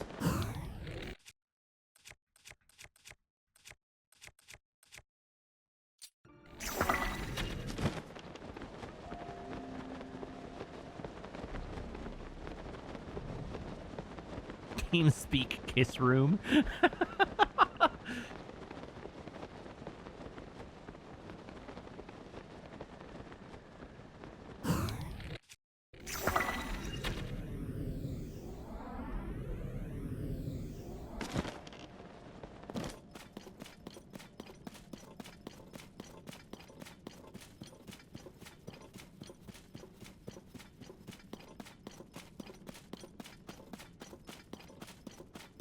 Pose.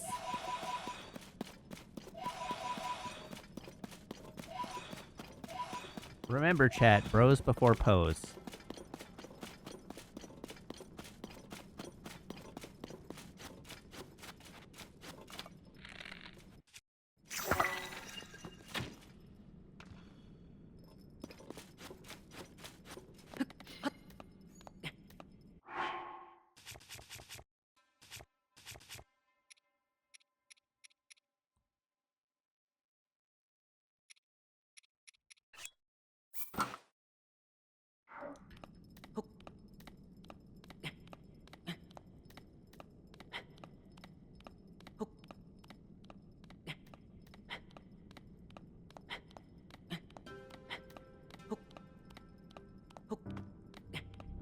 In retrospect, I probably should have tried to rocket shield up this.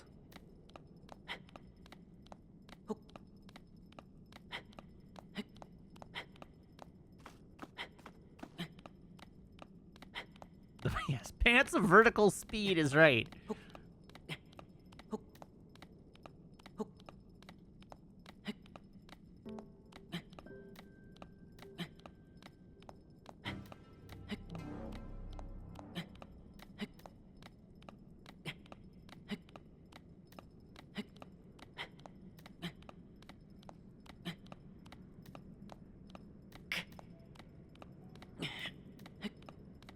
I have been having this issue lately where the stream ends and I'm just ravenously hungry.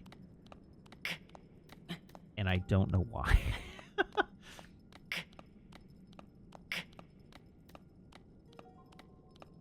It's hit me every night this week. Even on the nights that I haven't streamed, it'll get to be like 10 o'clock and I will just be famished.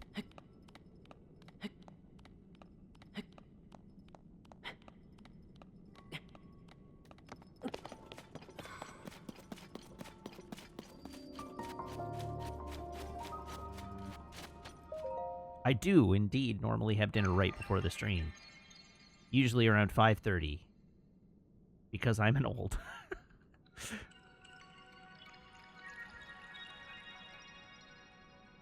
Realistically, what I should be doing is eating dinner at like 7. But you all make that somewhat difficult.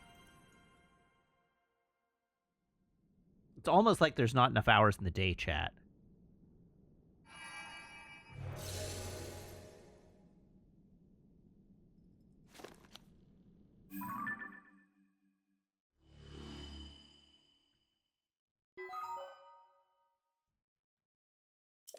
The light root has dispelled the darkness. Yes, you should be sorry that you have done this to me.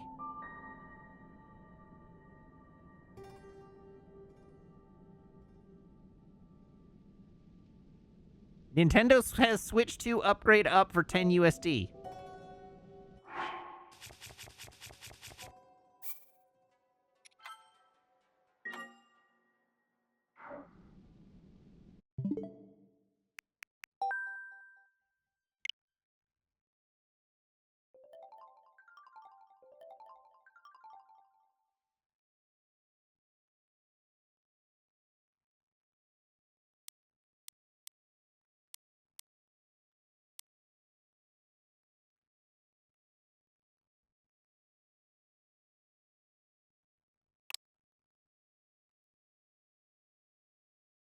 Evidently not.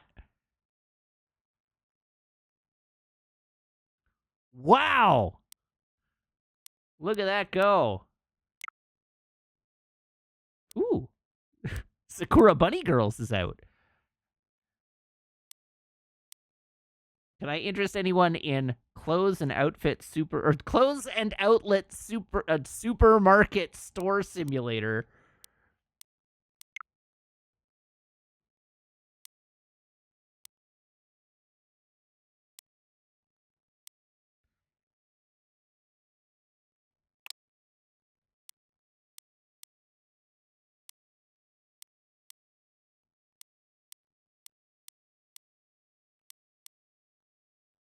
I feel like I've been lied to.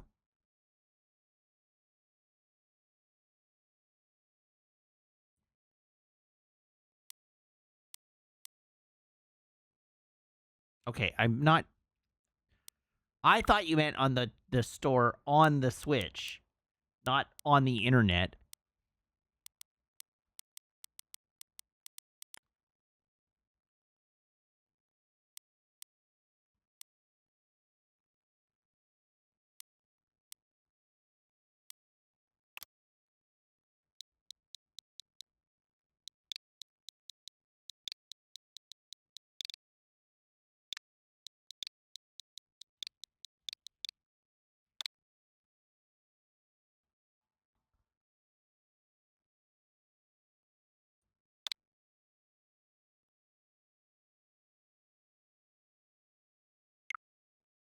Ah.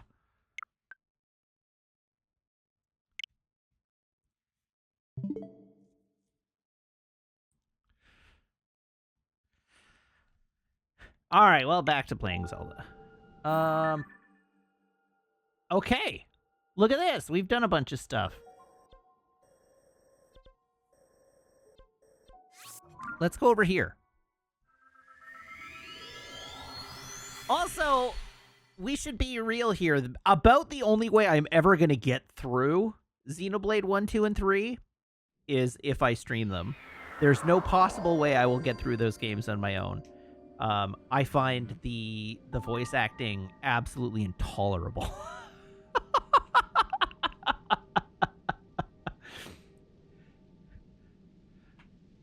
Intolerable.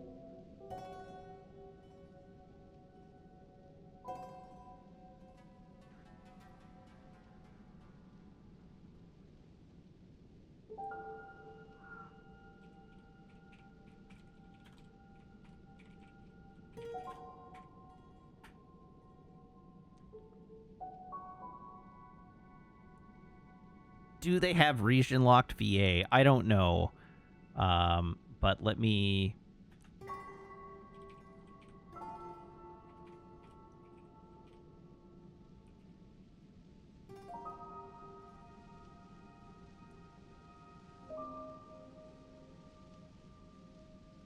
Let's see if I can find some voice clips for you. Charge! Don't get ahead of yourselves. I'm going all in. This'll be a walk in the park. Okay, time to take you down. Let's show them a thing or three. Yeah, we can do this for sure. If it's a fight they want, I like your attitude. Let's keep our heads in the game. Back me up, guys. This'll only take a second. I'm not even looking at them, to be honest. Quick, while we have the advantage. Just do what we always do. Time to get serious. Wait, we're really doing this? I don't know. I feel a bit sorry for them. I was never the cautious type. They're just, like, extremely fantasy Scottish, I think? Or Welsh, yeah, like, angry Welsh cat girl noises, that's right. But oh man, I did not expect it when I got Xenoblade Chronicles 2 for the Switch back in the day, and I fired it up not expecting that, and it sent me. It sent me. You're playing this, like, ridiculous anime game where the swords turn into sexy women because it's an anime game, and they all talk like British, like Scottish teenagers.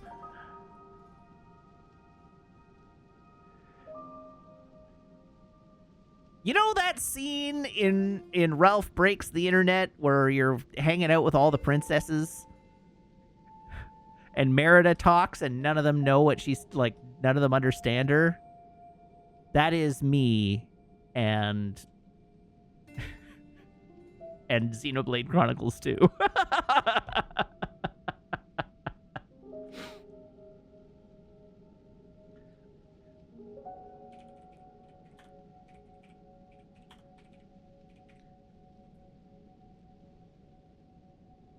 It's like, this is me. It was lovely to meet you, Vanellope. And best of luck finding your song. Ach, lang me your lumrieke me a moose nearly you'd gone away a teardrop in his eye. Hey, she back, wee lassie. Uh-huh. What did she just say? We don't know. We can't understand her. She's from the other studio. Just speaking Scots.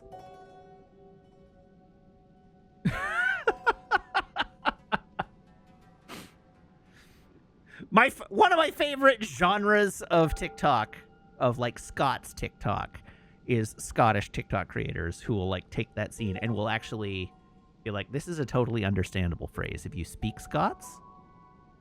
It's weird, like a Scottish person wouldn't necessarily string these all together in this way, but you can definitely interpret what she's saying and translate it into English. And if you know Scots, you can understand it. Which is neat. Like, it is actually neat. Oh, goodness. Oh, Zafty, you posted that. Right, that.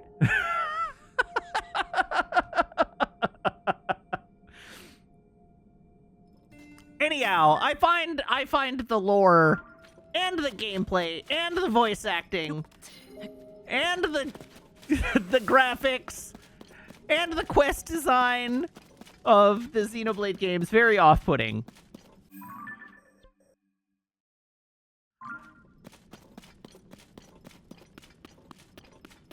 Why do I want to play these games again? I said I didn't.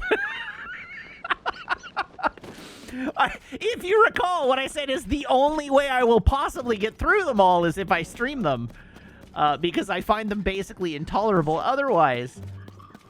But they're apparently good games. I wouldn't know, because I've never made it more than about an hour into one.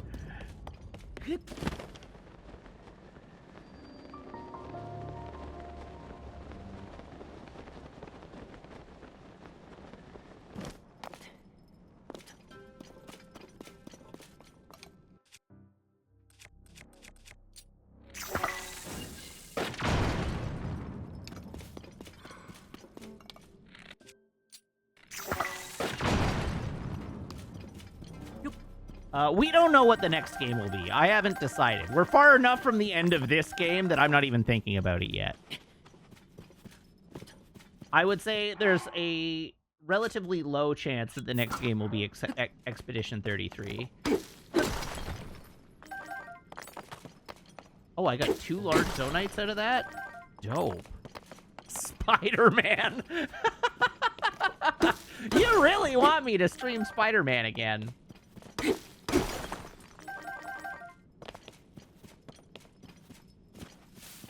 I don't know why you want me to watch that game or play that game again so badly.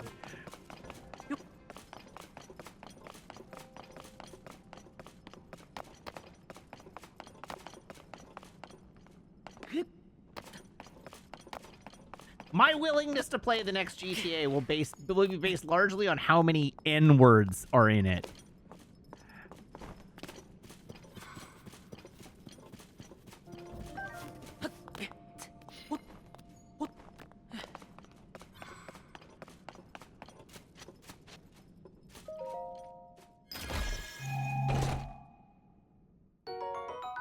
Hey, we got the miner's top.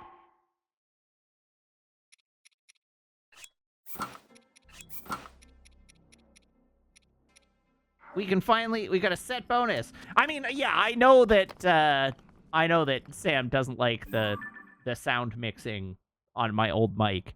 But how frequently is Sam rewatching my Spider-Man VOD, realistically?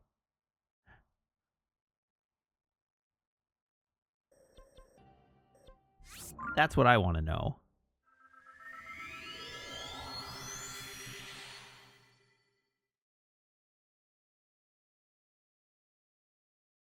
You're not even promising to watch if I do play it. Right, exactly.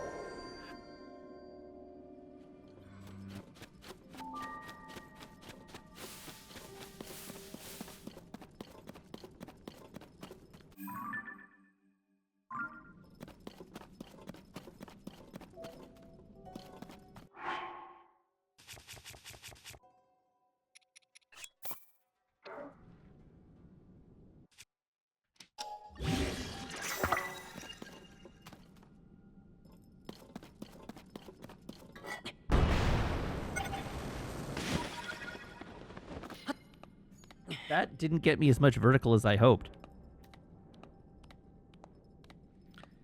Anyhow, one day, there's a non-zero chance that one day I will play Xenogears and the 3 Xenosaga games.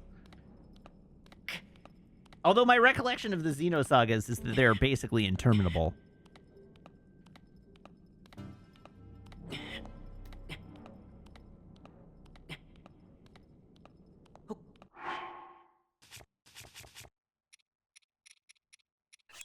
Jibcat, I know for a fact that you know that I've played Chrono Trigger on stream. You're not getting me today.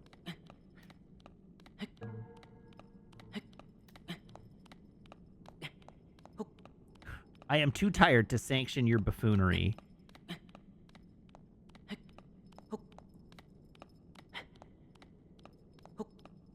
The fights in Xenosaga 2 take months to complete. Yeah. That's roughly my recollection of those games too.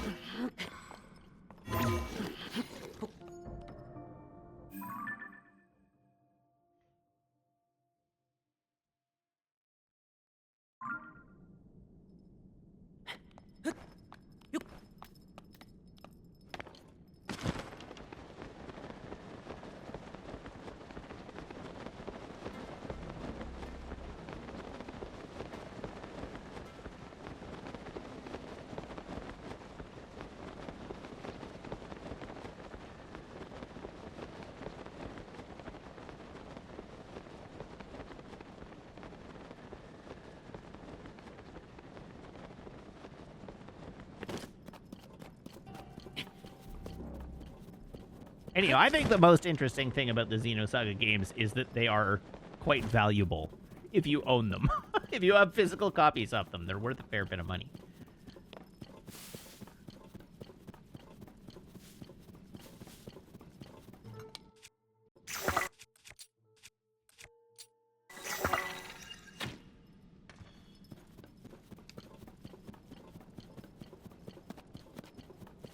Xenosaga 3 especially.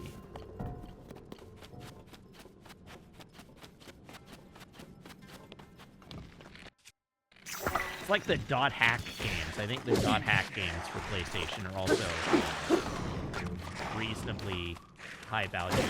Ow! God damn it.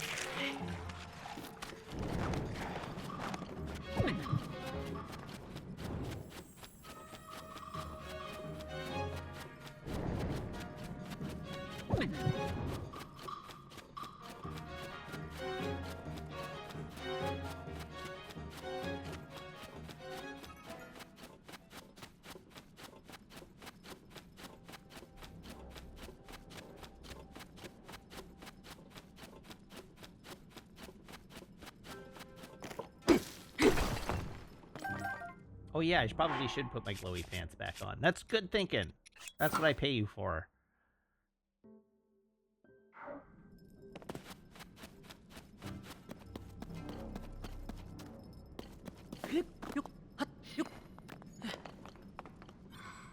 I don't pay you. That's rude. I pay you in exposure, Zandai.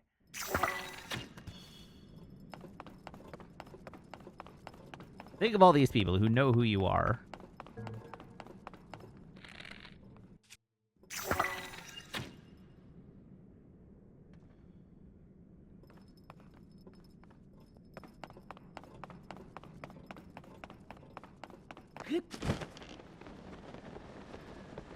But Matt, exposure kills people. We should be so lucky.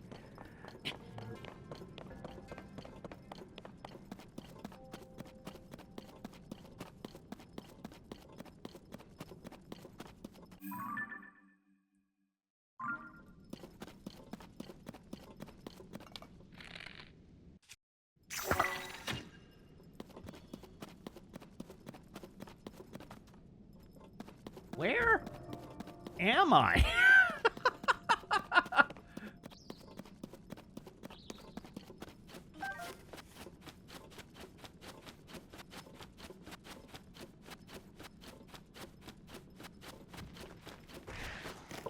Not today, Satan!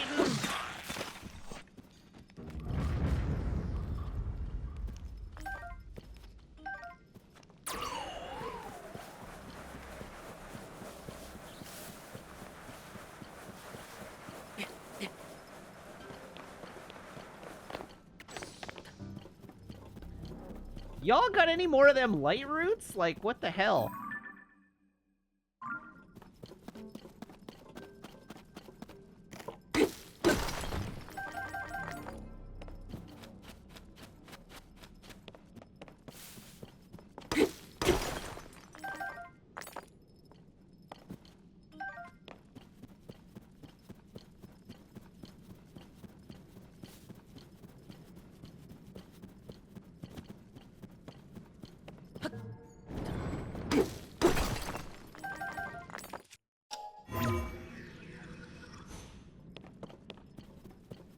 Ooh, I just about left a large zonite behind.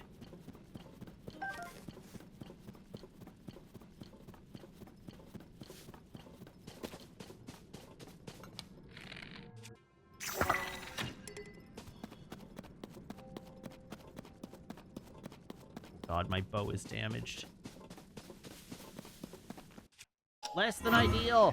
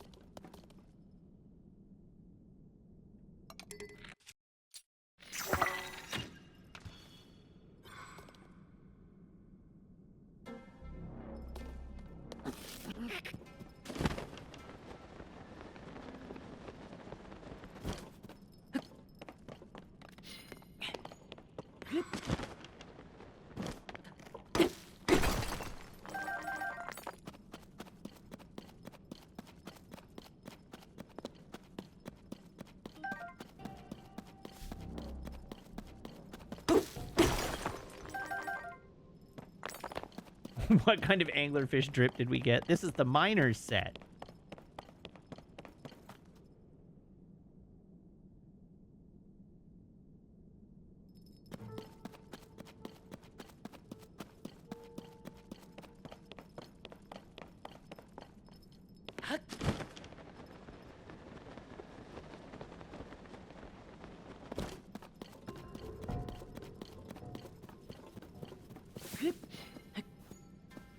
Minor, not minor, to be clear. I mean, this is set in the ancient past. Do we honestly think they weren't sending children into the mines?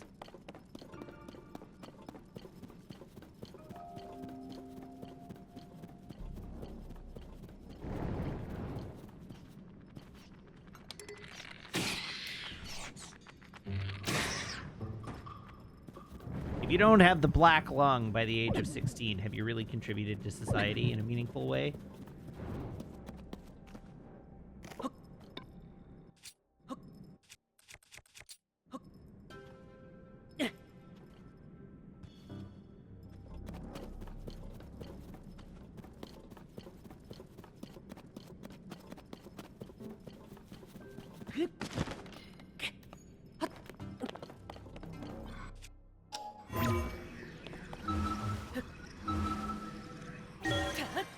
Ascend me! Let's see where this takes me.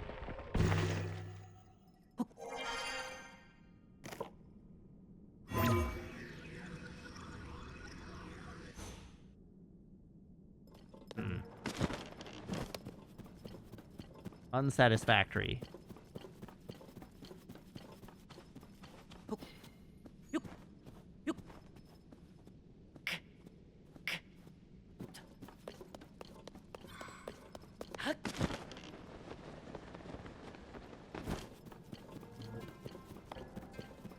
God, all I want on this earth is a light root. There we go. We got one. We're gaming now, chat.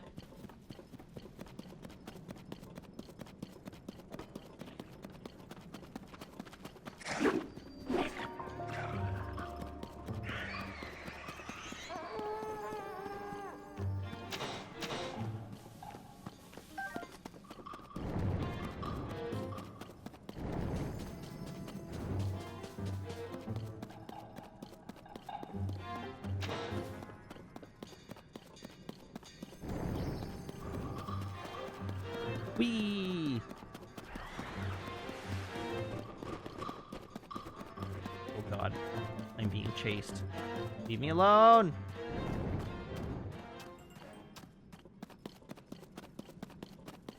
Uh-oh. I lost sight of the light route. This is terrible.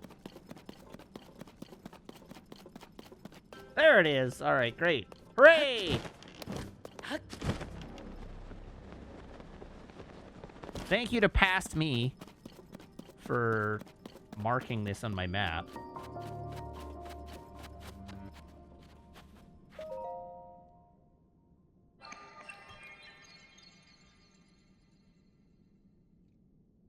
And yes, by Past Me, I do mean the me from like 15 seconds ago.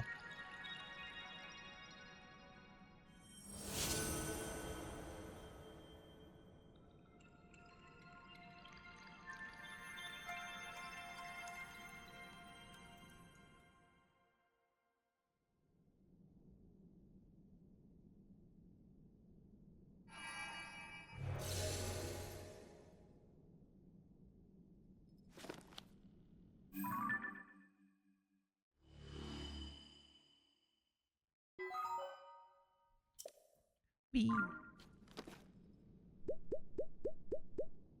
Oh, look at all that health coming back.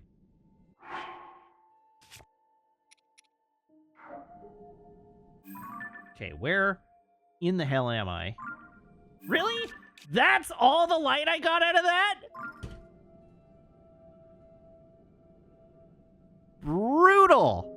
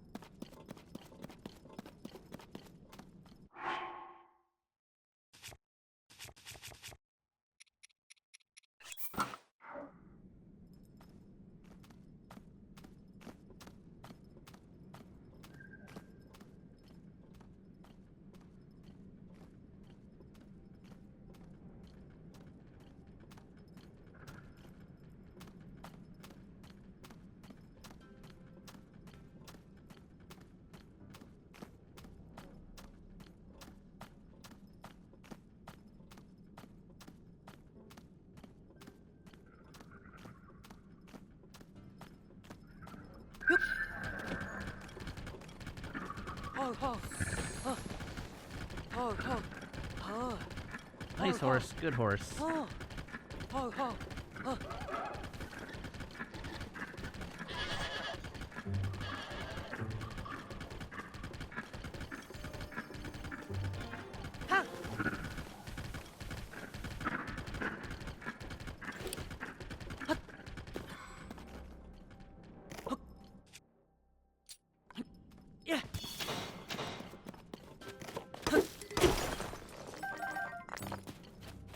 the hell?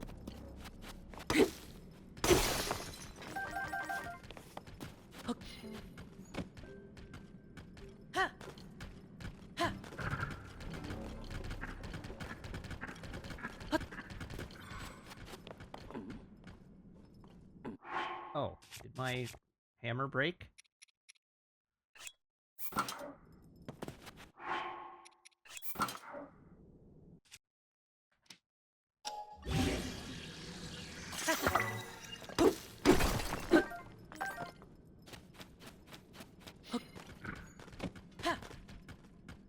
This horse has no name.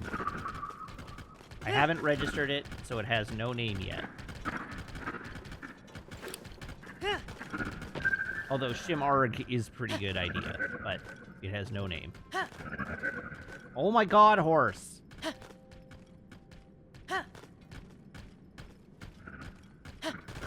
Did it feel good to get out of the rain? It did.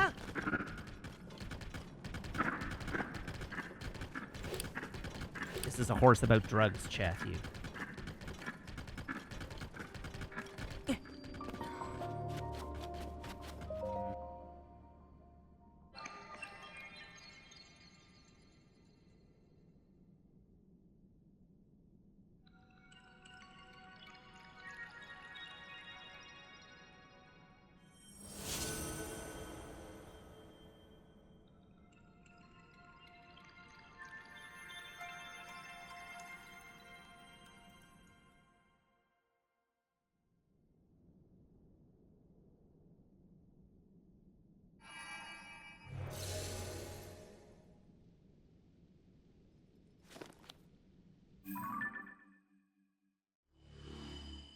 Oh, so much better. Unlike that puny light route we were just at. Way to suck, light route.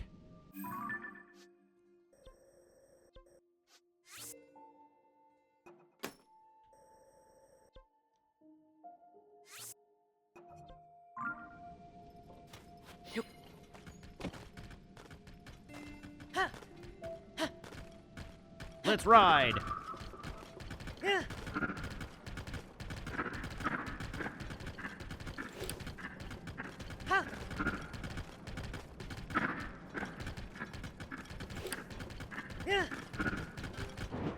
Woo! Good jump. Okay, I would like this horse not to buck me off.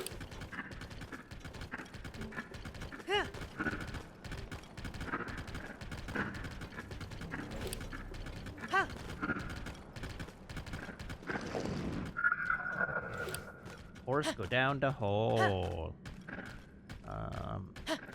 Okay. Scooch around. Oh, jeez. Oh, jeez. They're on to me! Ride like the wind!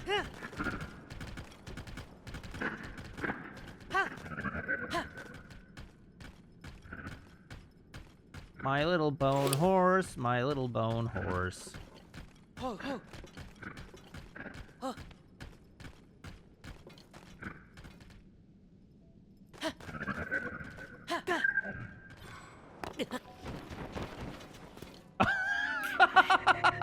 You're right. Why didn't I think of that? Oh, man, I am tired. My Little Boney is way funnier.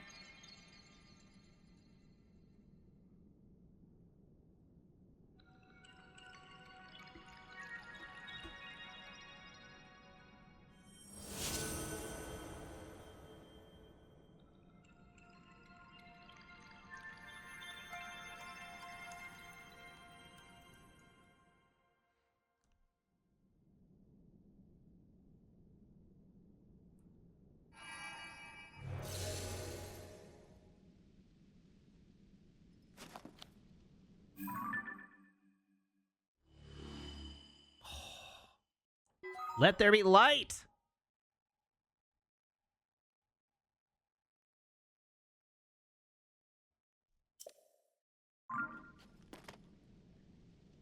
I gotta say, I am somewhat unclear on how I am intended to get from, like, this region to the other regions. And actually, let's take a break from being in the underspace for a moment.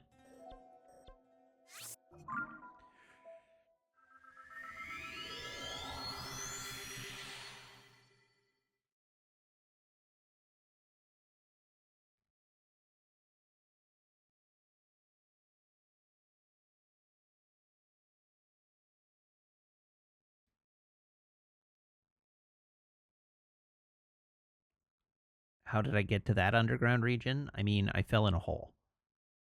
So one presumes that I have to fall in another hole.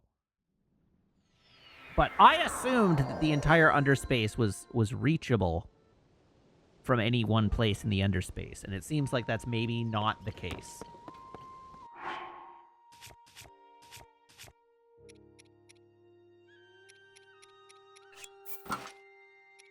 I wonder if Armorer Guy will have any bows for me. I could really use some of those. Y'all got any of them bows?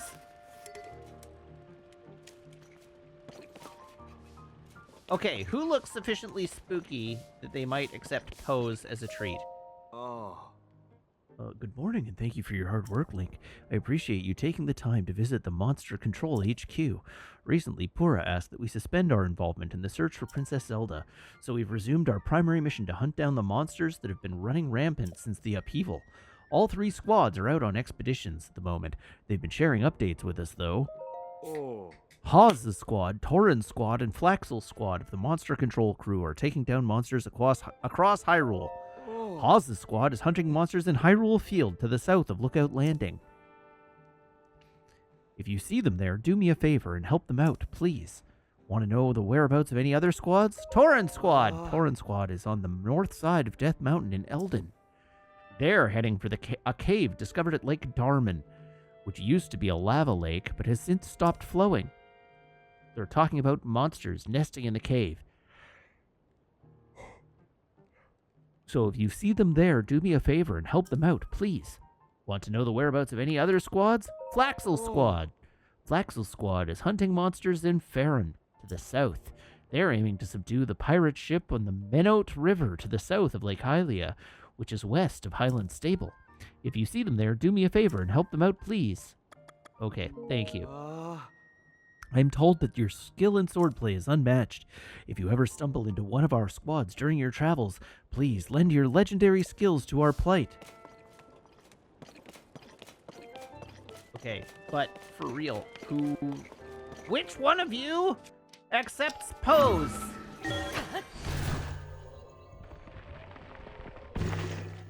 I am posing a question. Whomst among you?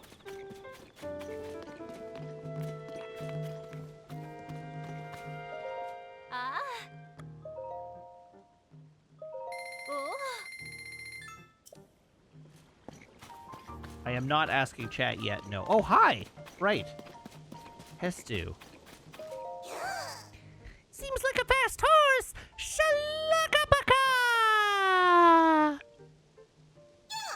Shakalaka! I smell Korok seeds on you! If you give me Korok seeds, I'll expand the size of your inventory! Do you want more room? Yes. Shalaka! Which stash should I expand? The shield stash. Okay, I'll just need 2 Korok seeds. Let the expansion begin.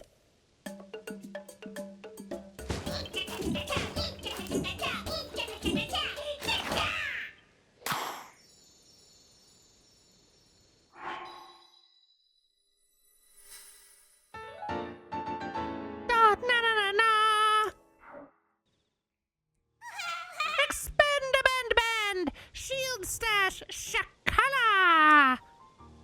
I still smell Korok seeds on you. Want me to make your pouch even bigger? Okay, I'll just need 3 Korok seeds. Let the expansion begin.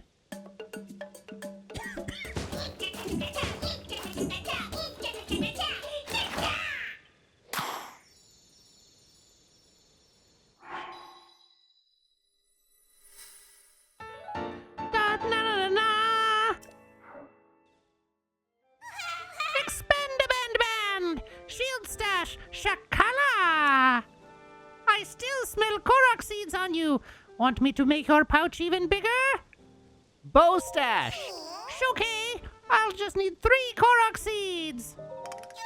Let the expansion begin.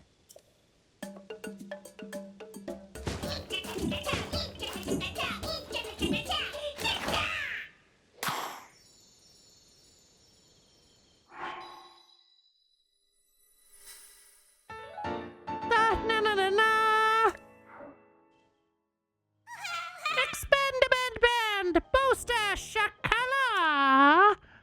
I still smell Korok seeds on you. Want me to make your pouch even bigger? Bow stash. Okay, I'll just need 5 Korok seeds. Let the expansion begin.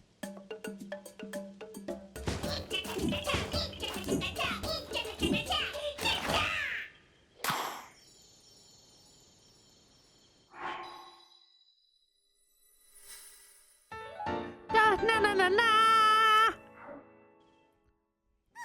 Expand band! Boostash! Shakala! I still smell Korok seeds on you. Want me to make your pouch even bigger? Boostash! 8 Korok seeds. Oh god. Okay. Weapon stash. Okay, I'll need 8 Korok seeds. God damn.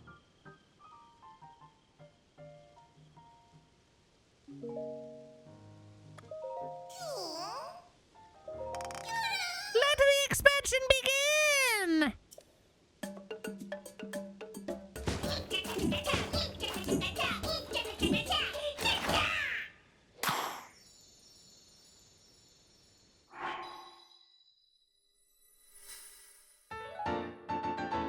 Na na na na. Expand Boostash Shakala. I still smell Korok seeds on you. Want me to make your pouch even bigger? No. Shakala, come back again.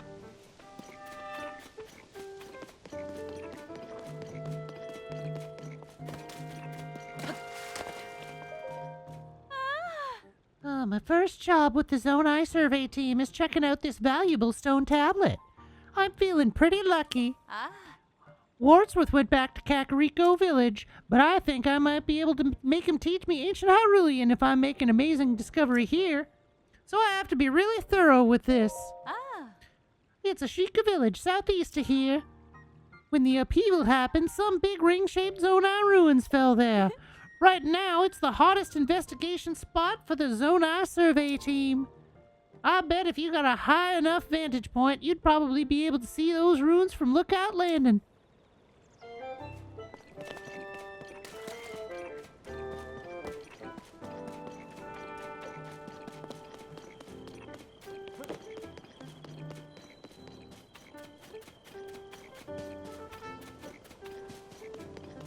Okay, yes. Now I am asking chat, who do I trade the pose to?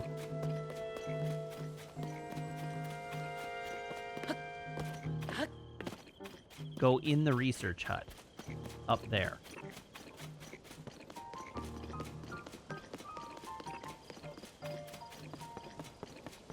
Not up there. Down here. Oh, right. The statue. Pose. Swordsman, are you okay over there? You just looked like you were somewhere else just now. Oh, I bet you're interested in that strange stone, huh? We discovered it in the depths. It looks both naturally formed and as though it's been carved into... Oh, we don't know much about it, as you can probably tell. There's still so much to learn. So, once I'm done with my current investigation, I plan to start digging into it more. You who stand before me, I am the one who returns Pose to the afterlife where they belong. Offer Pose to me. They are spirits that ought to return to the afterlife. Here's a Poe for you. Oh, yes, this is indeed a Poe. What pitiful beings these are. They have lost their way home and wander the depths of this land. I have returned the lost spirit to the afterlife where it belongs. Since I was brought here to the surface, I have been unable to return Pose to the afterlife. Because of you, I can assist them once again. You should take this. A dark clump. An unusual substance, it's cold to the touch, and it seems as though it's filled with a pitch-black darkness. Use it in cooking to get a gloom-resistant effect. Oh. If you offer me more Pose, I will give you suitable compensation.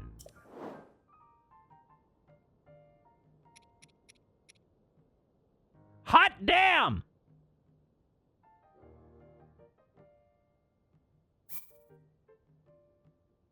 Offer!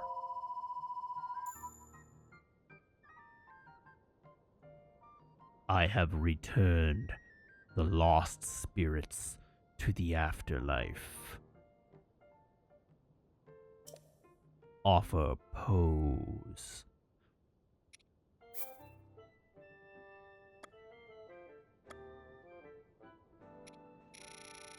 How many bomb flowers can I buy?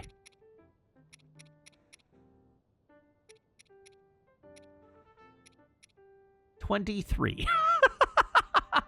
22. That seems like it's maybe... Okay, question. Do I have to get... Presumably I have to get the other parts of the dark set. I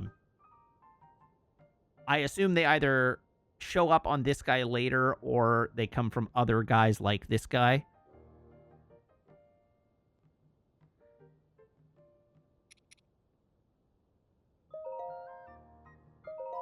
There are other Poe vendors with other stuff. Okay.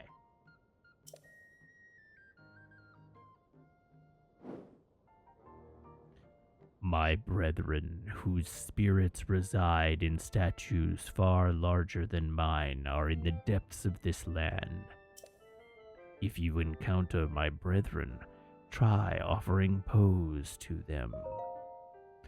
If you offer me 10 Poes, I will tell you the location of one of my brethren. I acknowledge your offering. I will tell you of the location of one of my brethren in the depths of the land. Oh! I was right there! Go to the location indicated on your map. Seek out wandering spirits for my brethren in the depths of this land.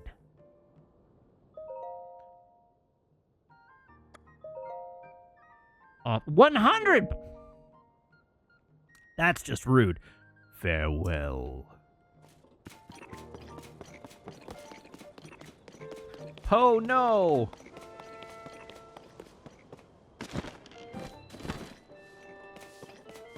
Where is the pot? Let's do some cooking.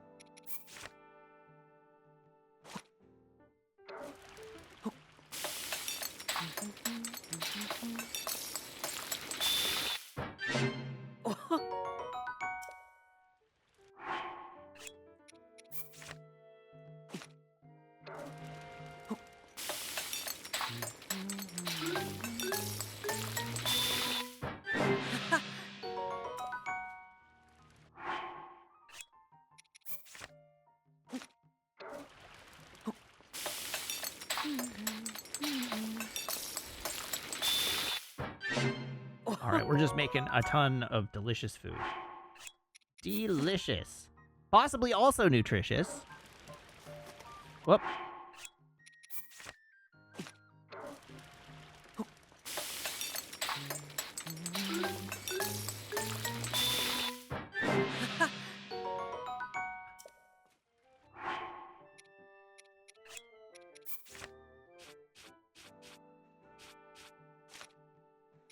Uh-oh, I ran out of meat.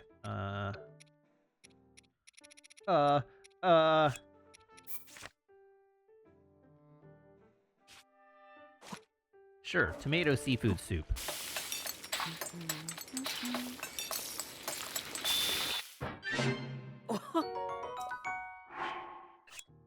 Wow, dang, I got a lot of tomatoes. Where did those all come from?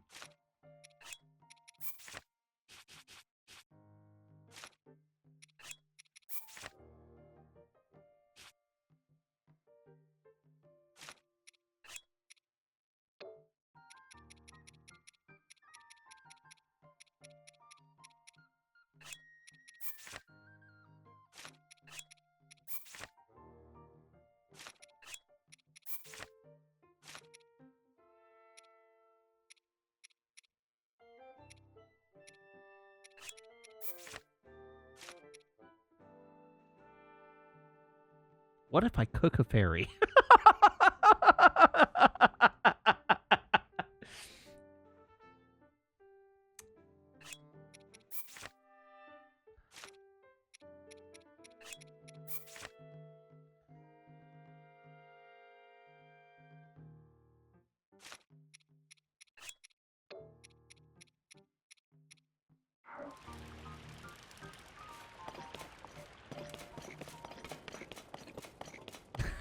If you cook a fairy, you get fairy bathwater. Yeah, that's about right. So, Sam has been reading some comments from an interview with,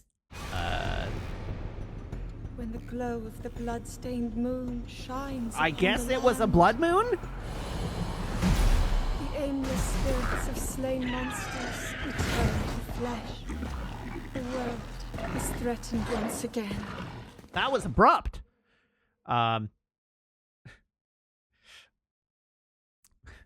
anyhow, Sam has been reading comments about the making of Attack of the Clones, and reads, the sentence that stopped most of our hearts at ILM in the script was, in a fight that defies description, Yoda and Count Dooku battle, period.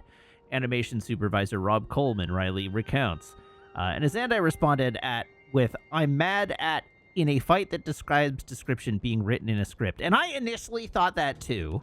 That was my initial reaction upon reading that. But I actually, I don't mind that too much on second reflection.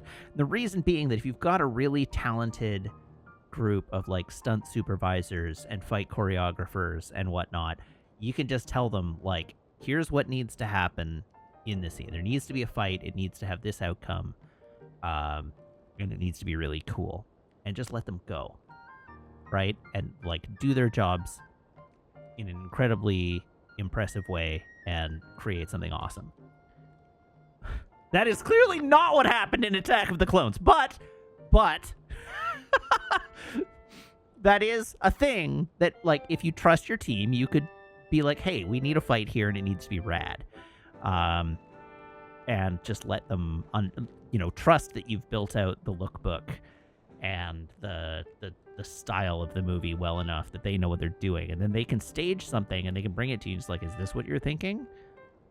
And it should be iterative, right? It's here, we've blocked this out. Here's some storyboards of what we're thinking. Does this work? And you're like, oh, okay, this looks, can I see you stage this? And they're like, okay, you stage it. It's oh, okay, this looks good. Let's do it.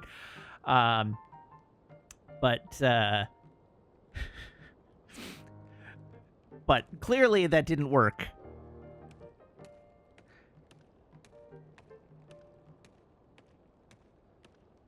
But yes, I do agree with Sam and with Azandai, saying that it is kind of telling yourself about the script that you don't have a fight sequence in which, or that you have a fight sequence in which you don't have any storytelling happen except they fight zap zap. And yeah, I do agree with that. It should be more than it needs to be cool. As I said, it should have these outcomes, and you want to trace what is going on with the characters in the fight. But you don't necessarily have to prescribe what happens, on the screen. You just, what's behind it, what informs the scene.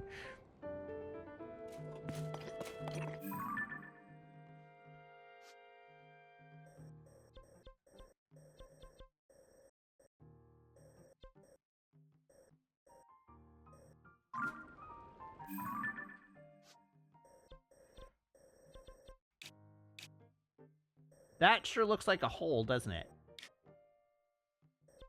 Let's go there.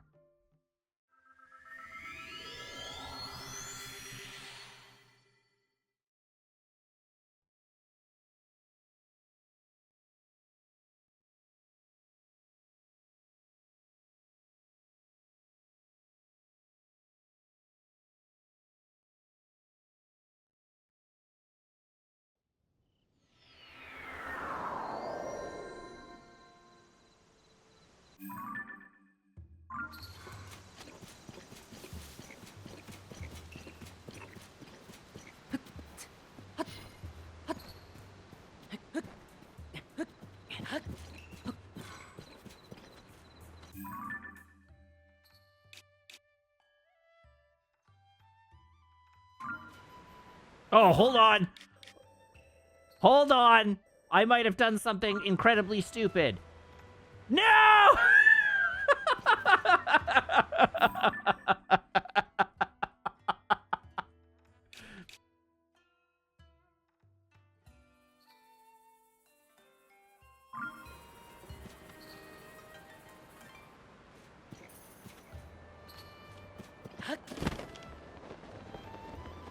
Are we going to Kakariko? Not if I can help it!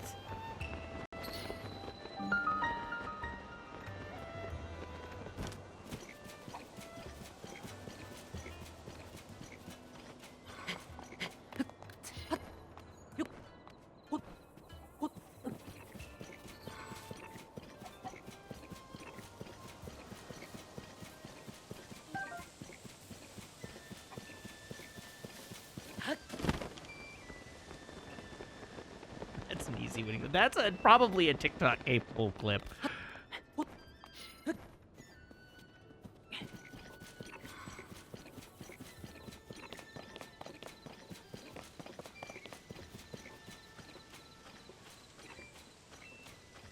Dagron!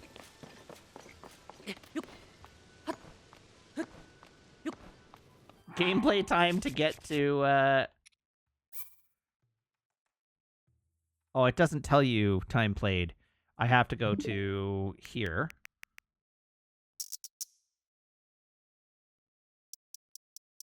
Where do I find that out?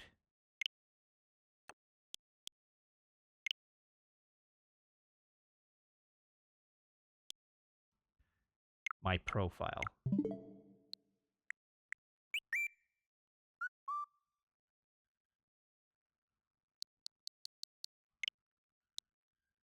Ah, 65 hours or more.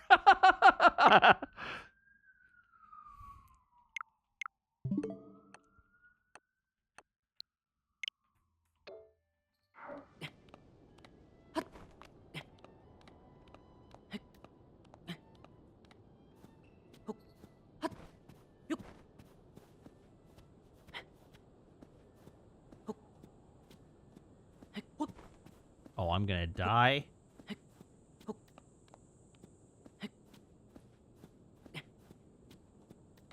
Yeet! Ha!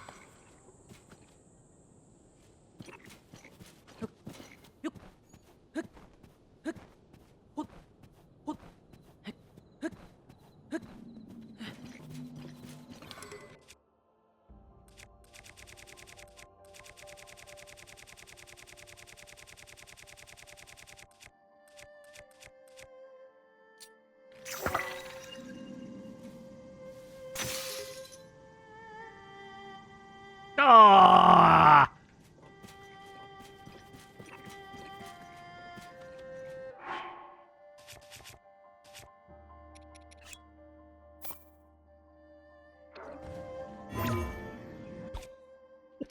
I was worried there for a second.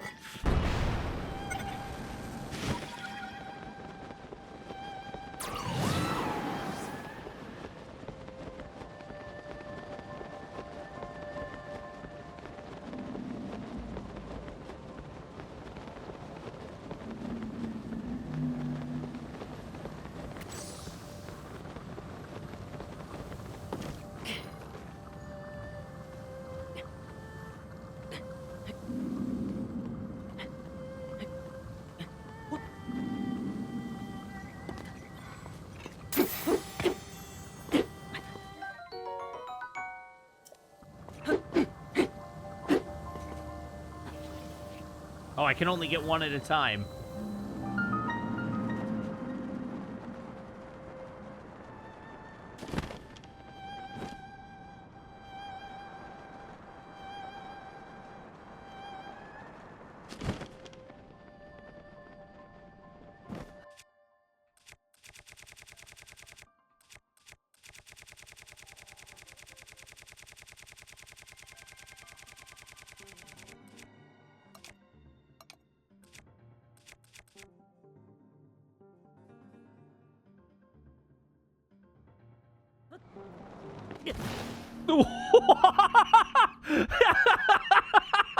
Oh! Oh!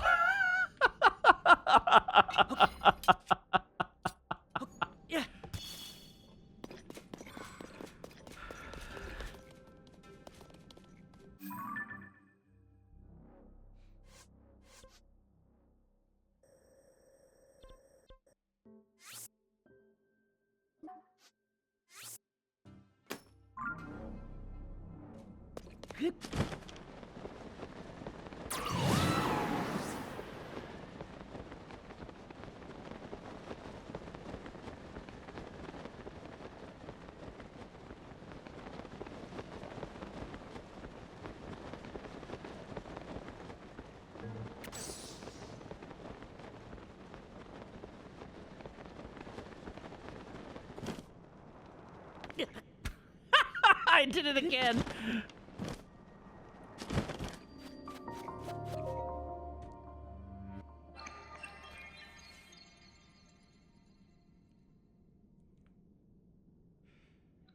Ah.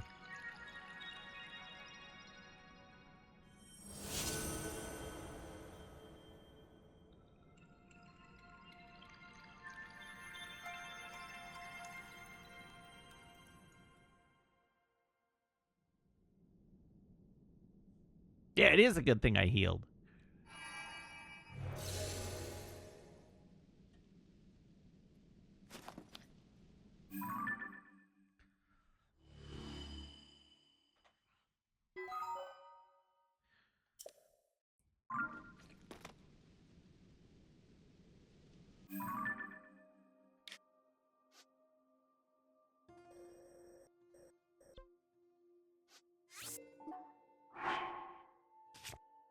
Let's have a snack.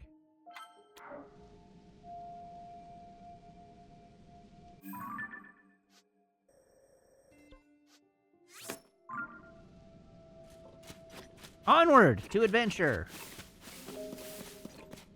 and stuff.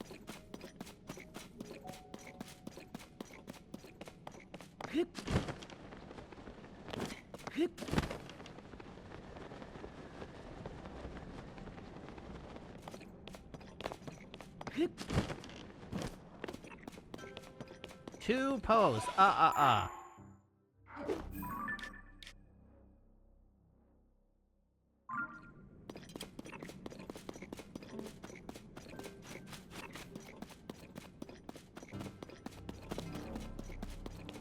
right, well, it took us all night, but we're finally in the area of the map that we need to be in to find Koga again.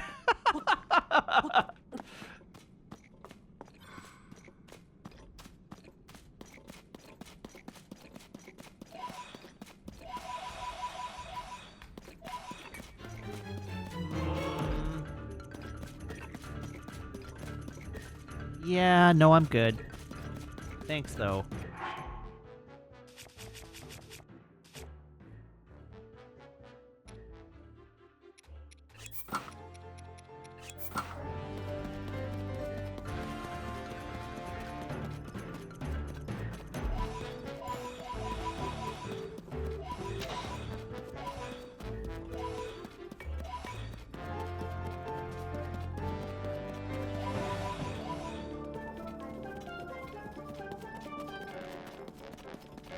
I honestly don't remember where I put my teleport pad. I definitely put one of them somewhere, but I don't remember where.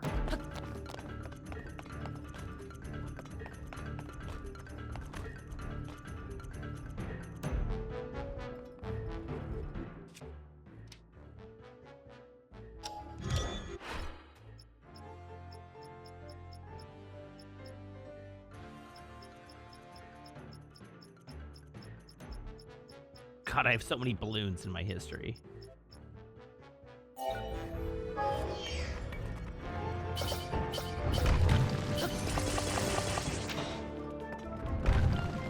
Yike! Good.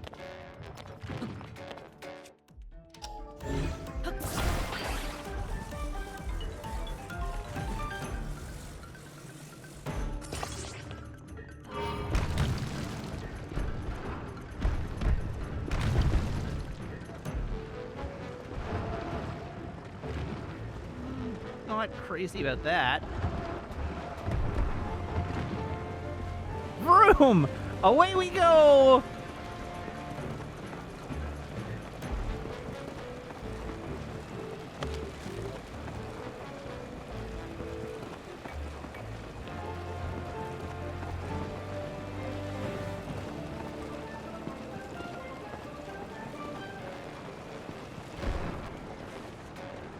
How is it still chasing me?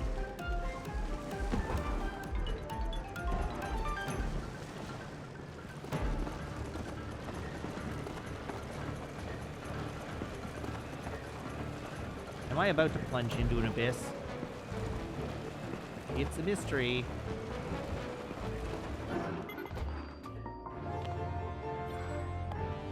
Wow, it is indeed still chasing me. What if it stopped doing that?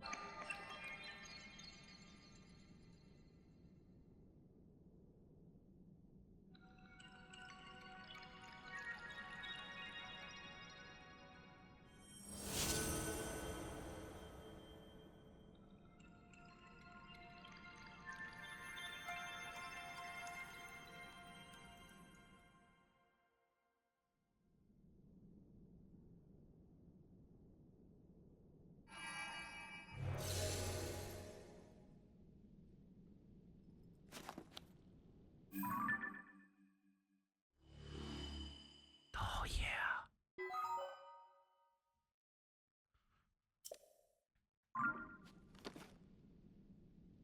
Hooray! Oh, no! I thought the Talus had left me alone, but it did not, in fact, leave me alone. It's still mad at me.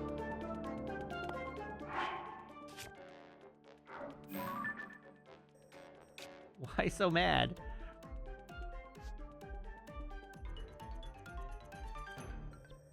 Such a nice guy.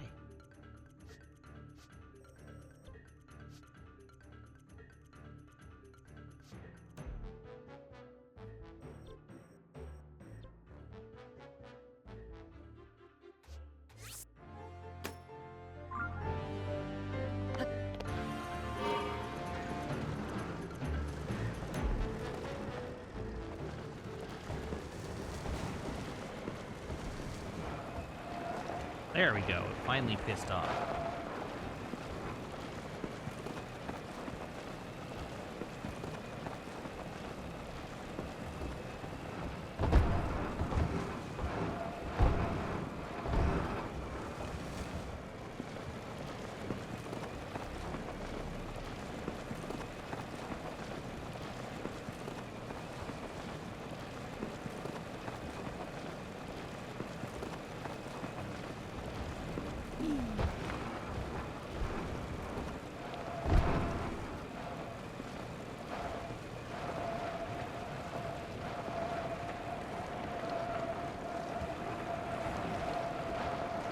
Wow, we need to work on some traction control for this thing.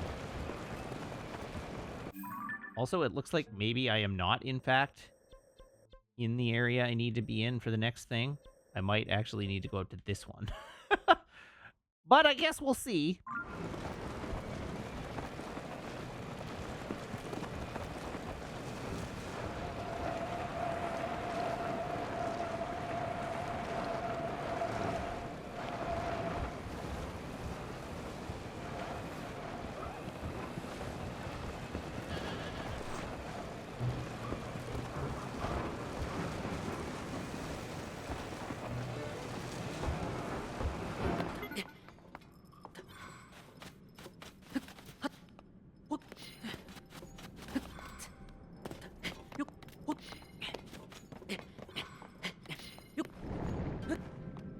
No! No!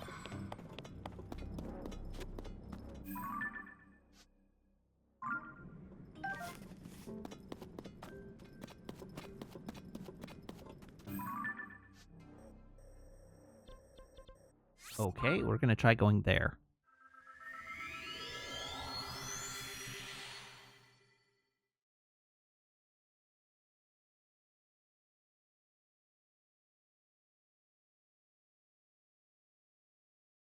Oh, hell.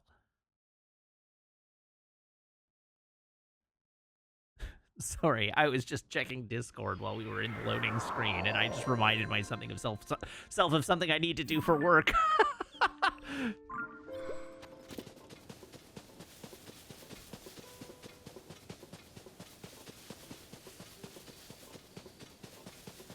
It's fine. It can wait until tomorrow. I just forgot about it until now.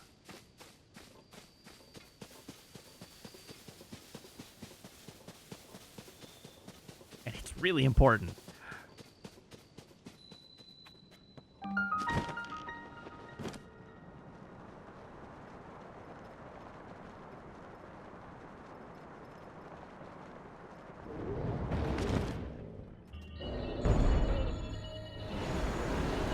Oh God! Jesus Christ!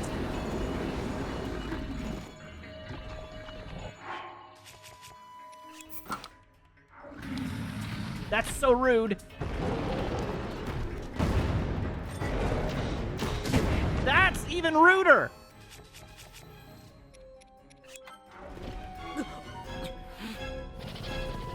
Tulin, you want to do me a favor here, bud?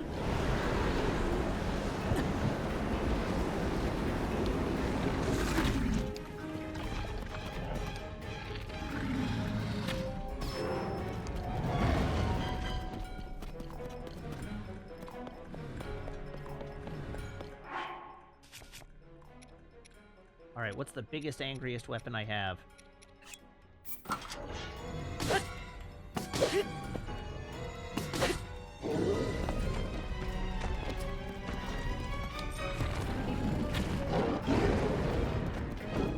Balls. Fudge! Fudge!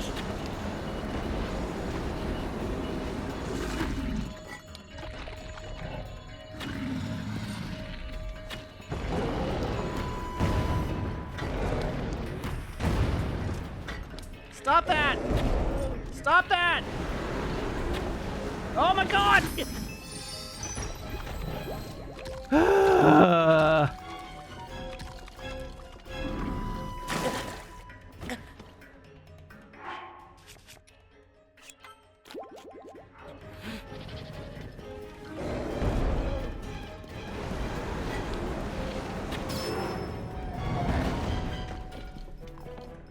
Tulin, what do I even pay you for?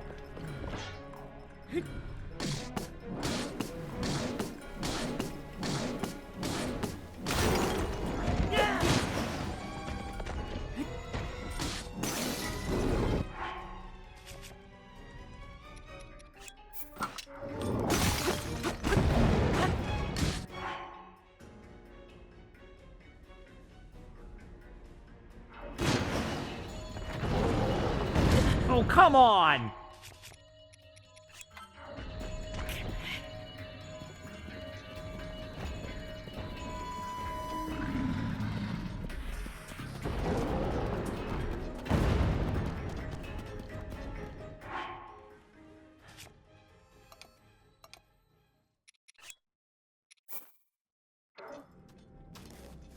Balls.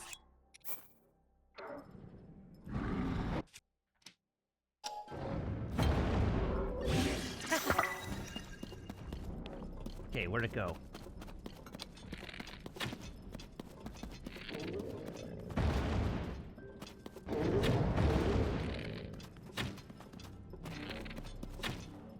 There!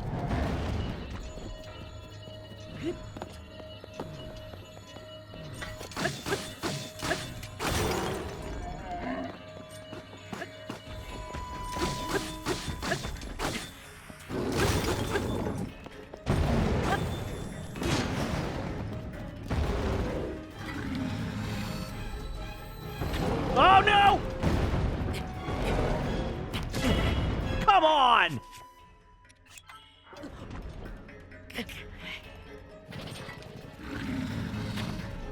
What?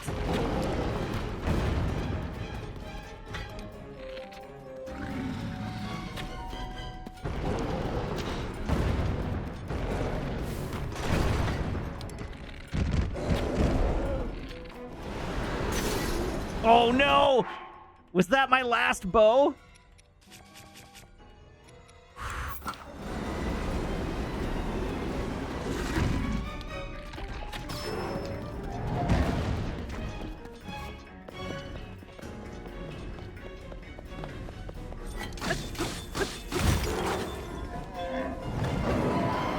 Eat my entire ass, frog!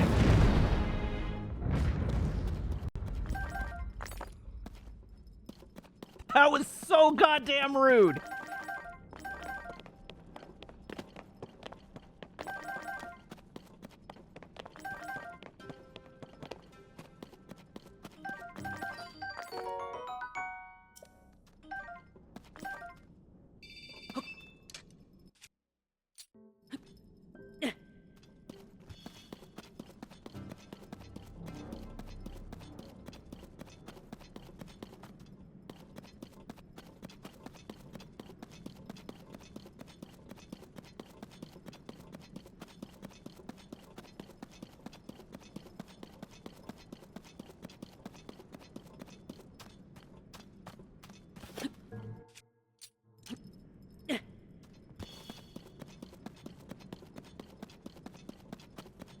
It also used up all of the food I just made. Oh, feeding them bombs. That indeed would have been a good idea. Drop a bomb and let it suck it up.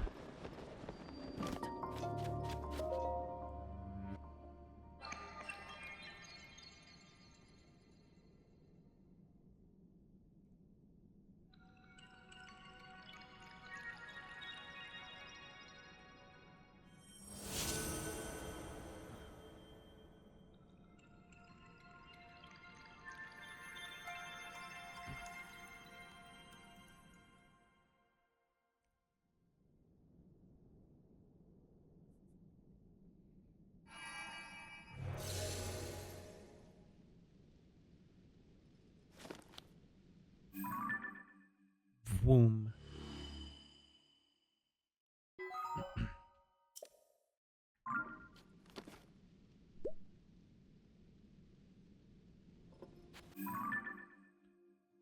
Okay, where am I?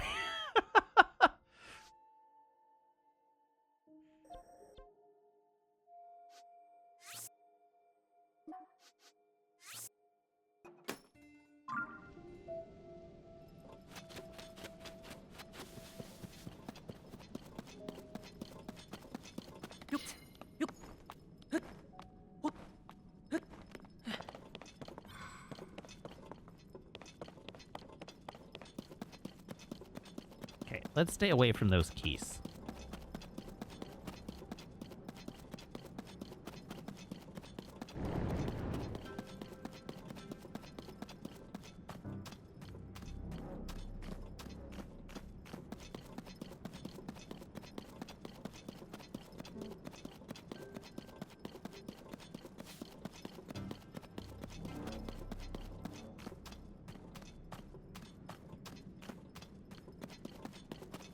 Gonna try and get us to 15 light routes tonight before we sign off.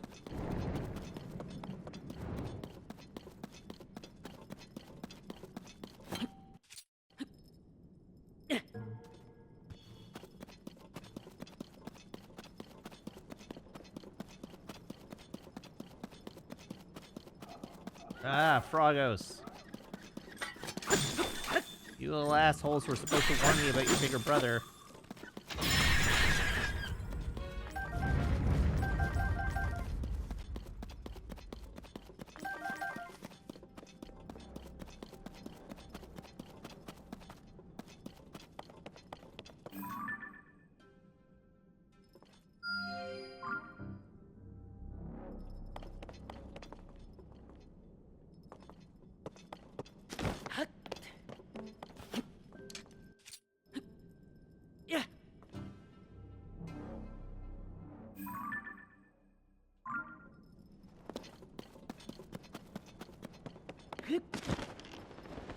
Okay, so red and blue appear to be roughly equidistant from me. Both shockingly distant in general, though, in the general sense.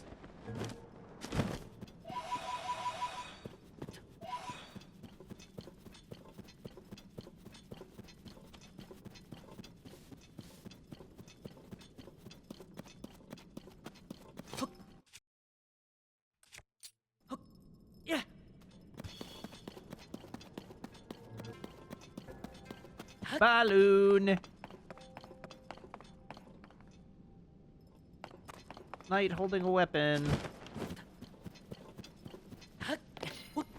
Give unto me your weapon, please. Whatever it is, I'll take it. Thank you. Back to balloon!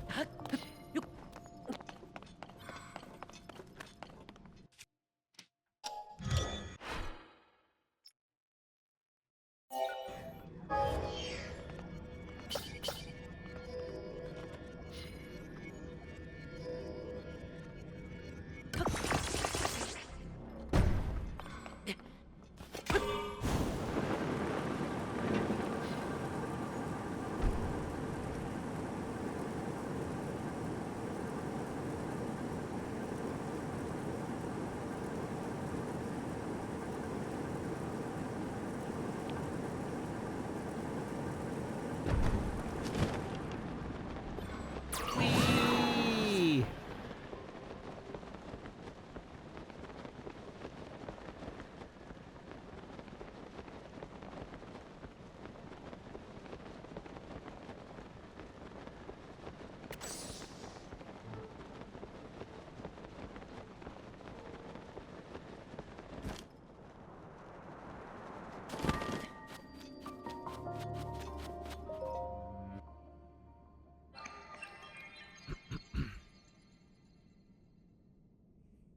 We.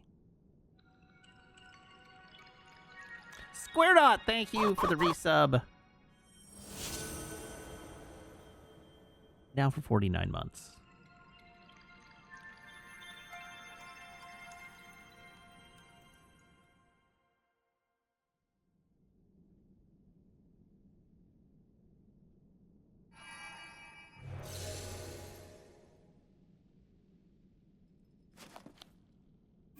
Let's see that map. Oh, yeah. Map.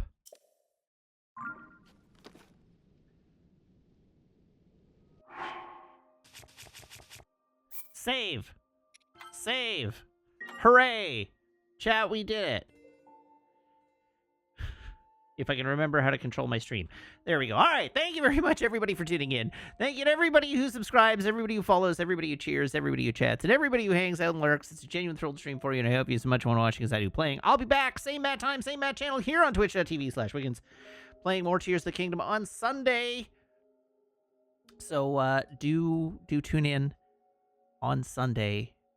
In the meantime, you can follow me on Blue Sky and YouTube and TikTok. I have a Ko-fi that you can subscribe to if you so desire. And if you are subscribed on Ko-fi or here on Twitch, you can join the Discord by making sure your Twitch account and Discord account are linked in Discord's backend, where my server will appear to you as if by magic among your linked servers. So please join the Discord. All right, everybody everybody hop aboard this raid train. I will see you back here on Sunday. Until then, so long, have a good night, and goodbye.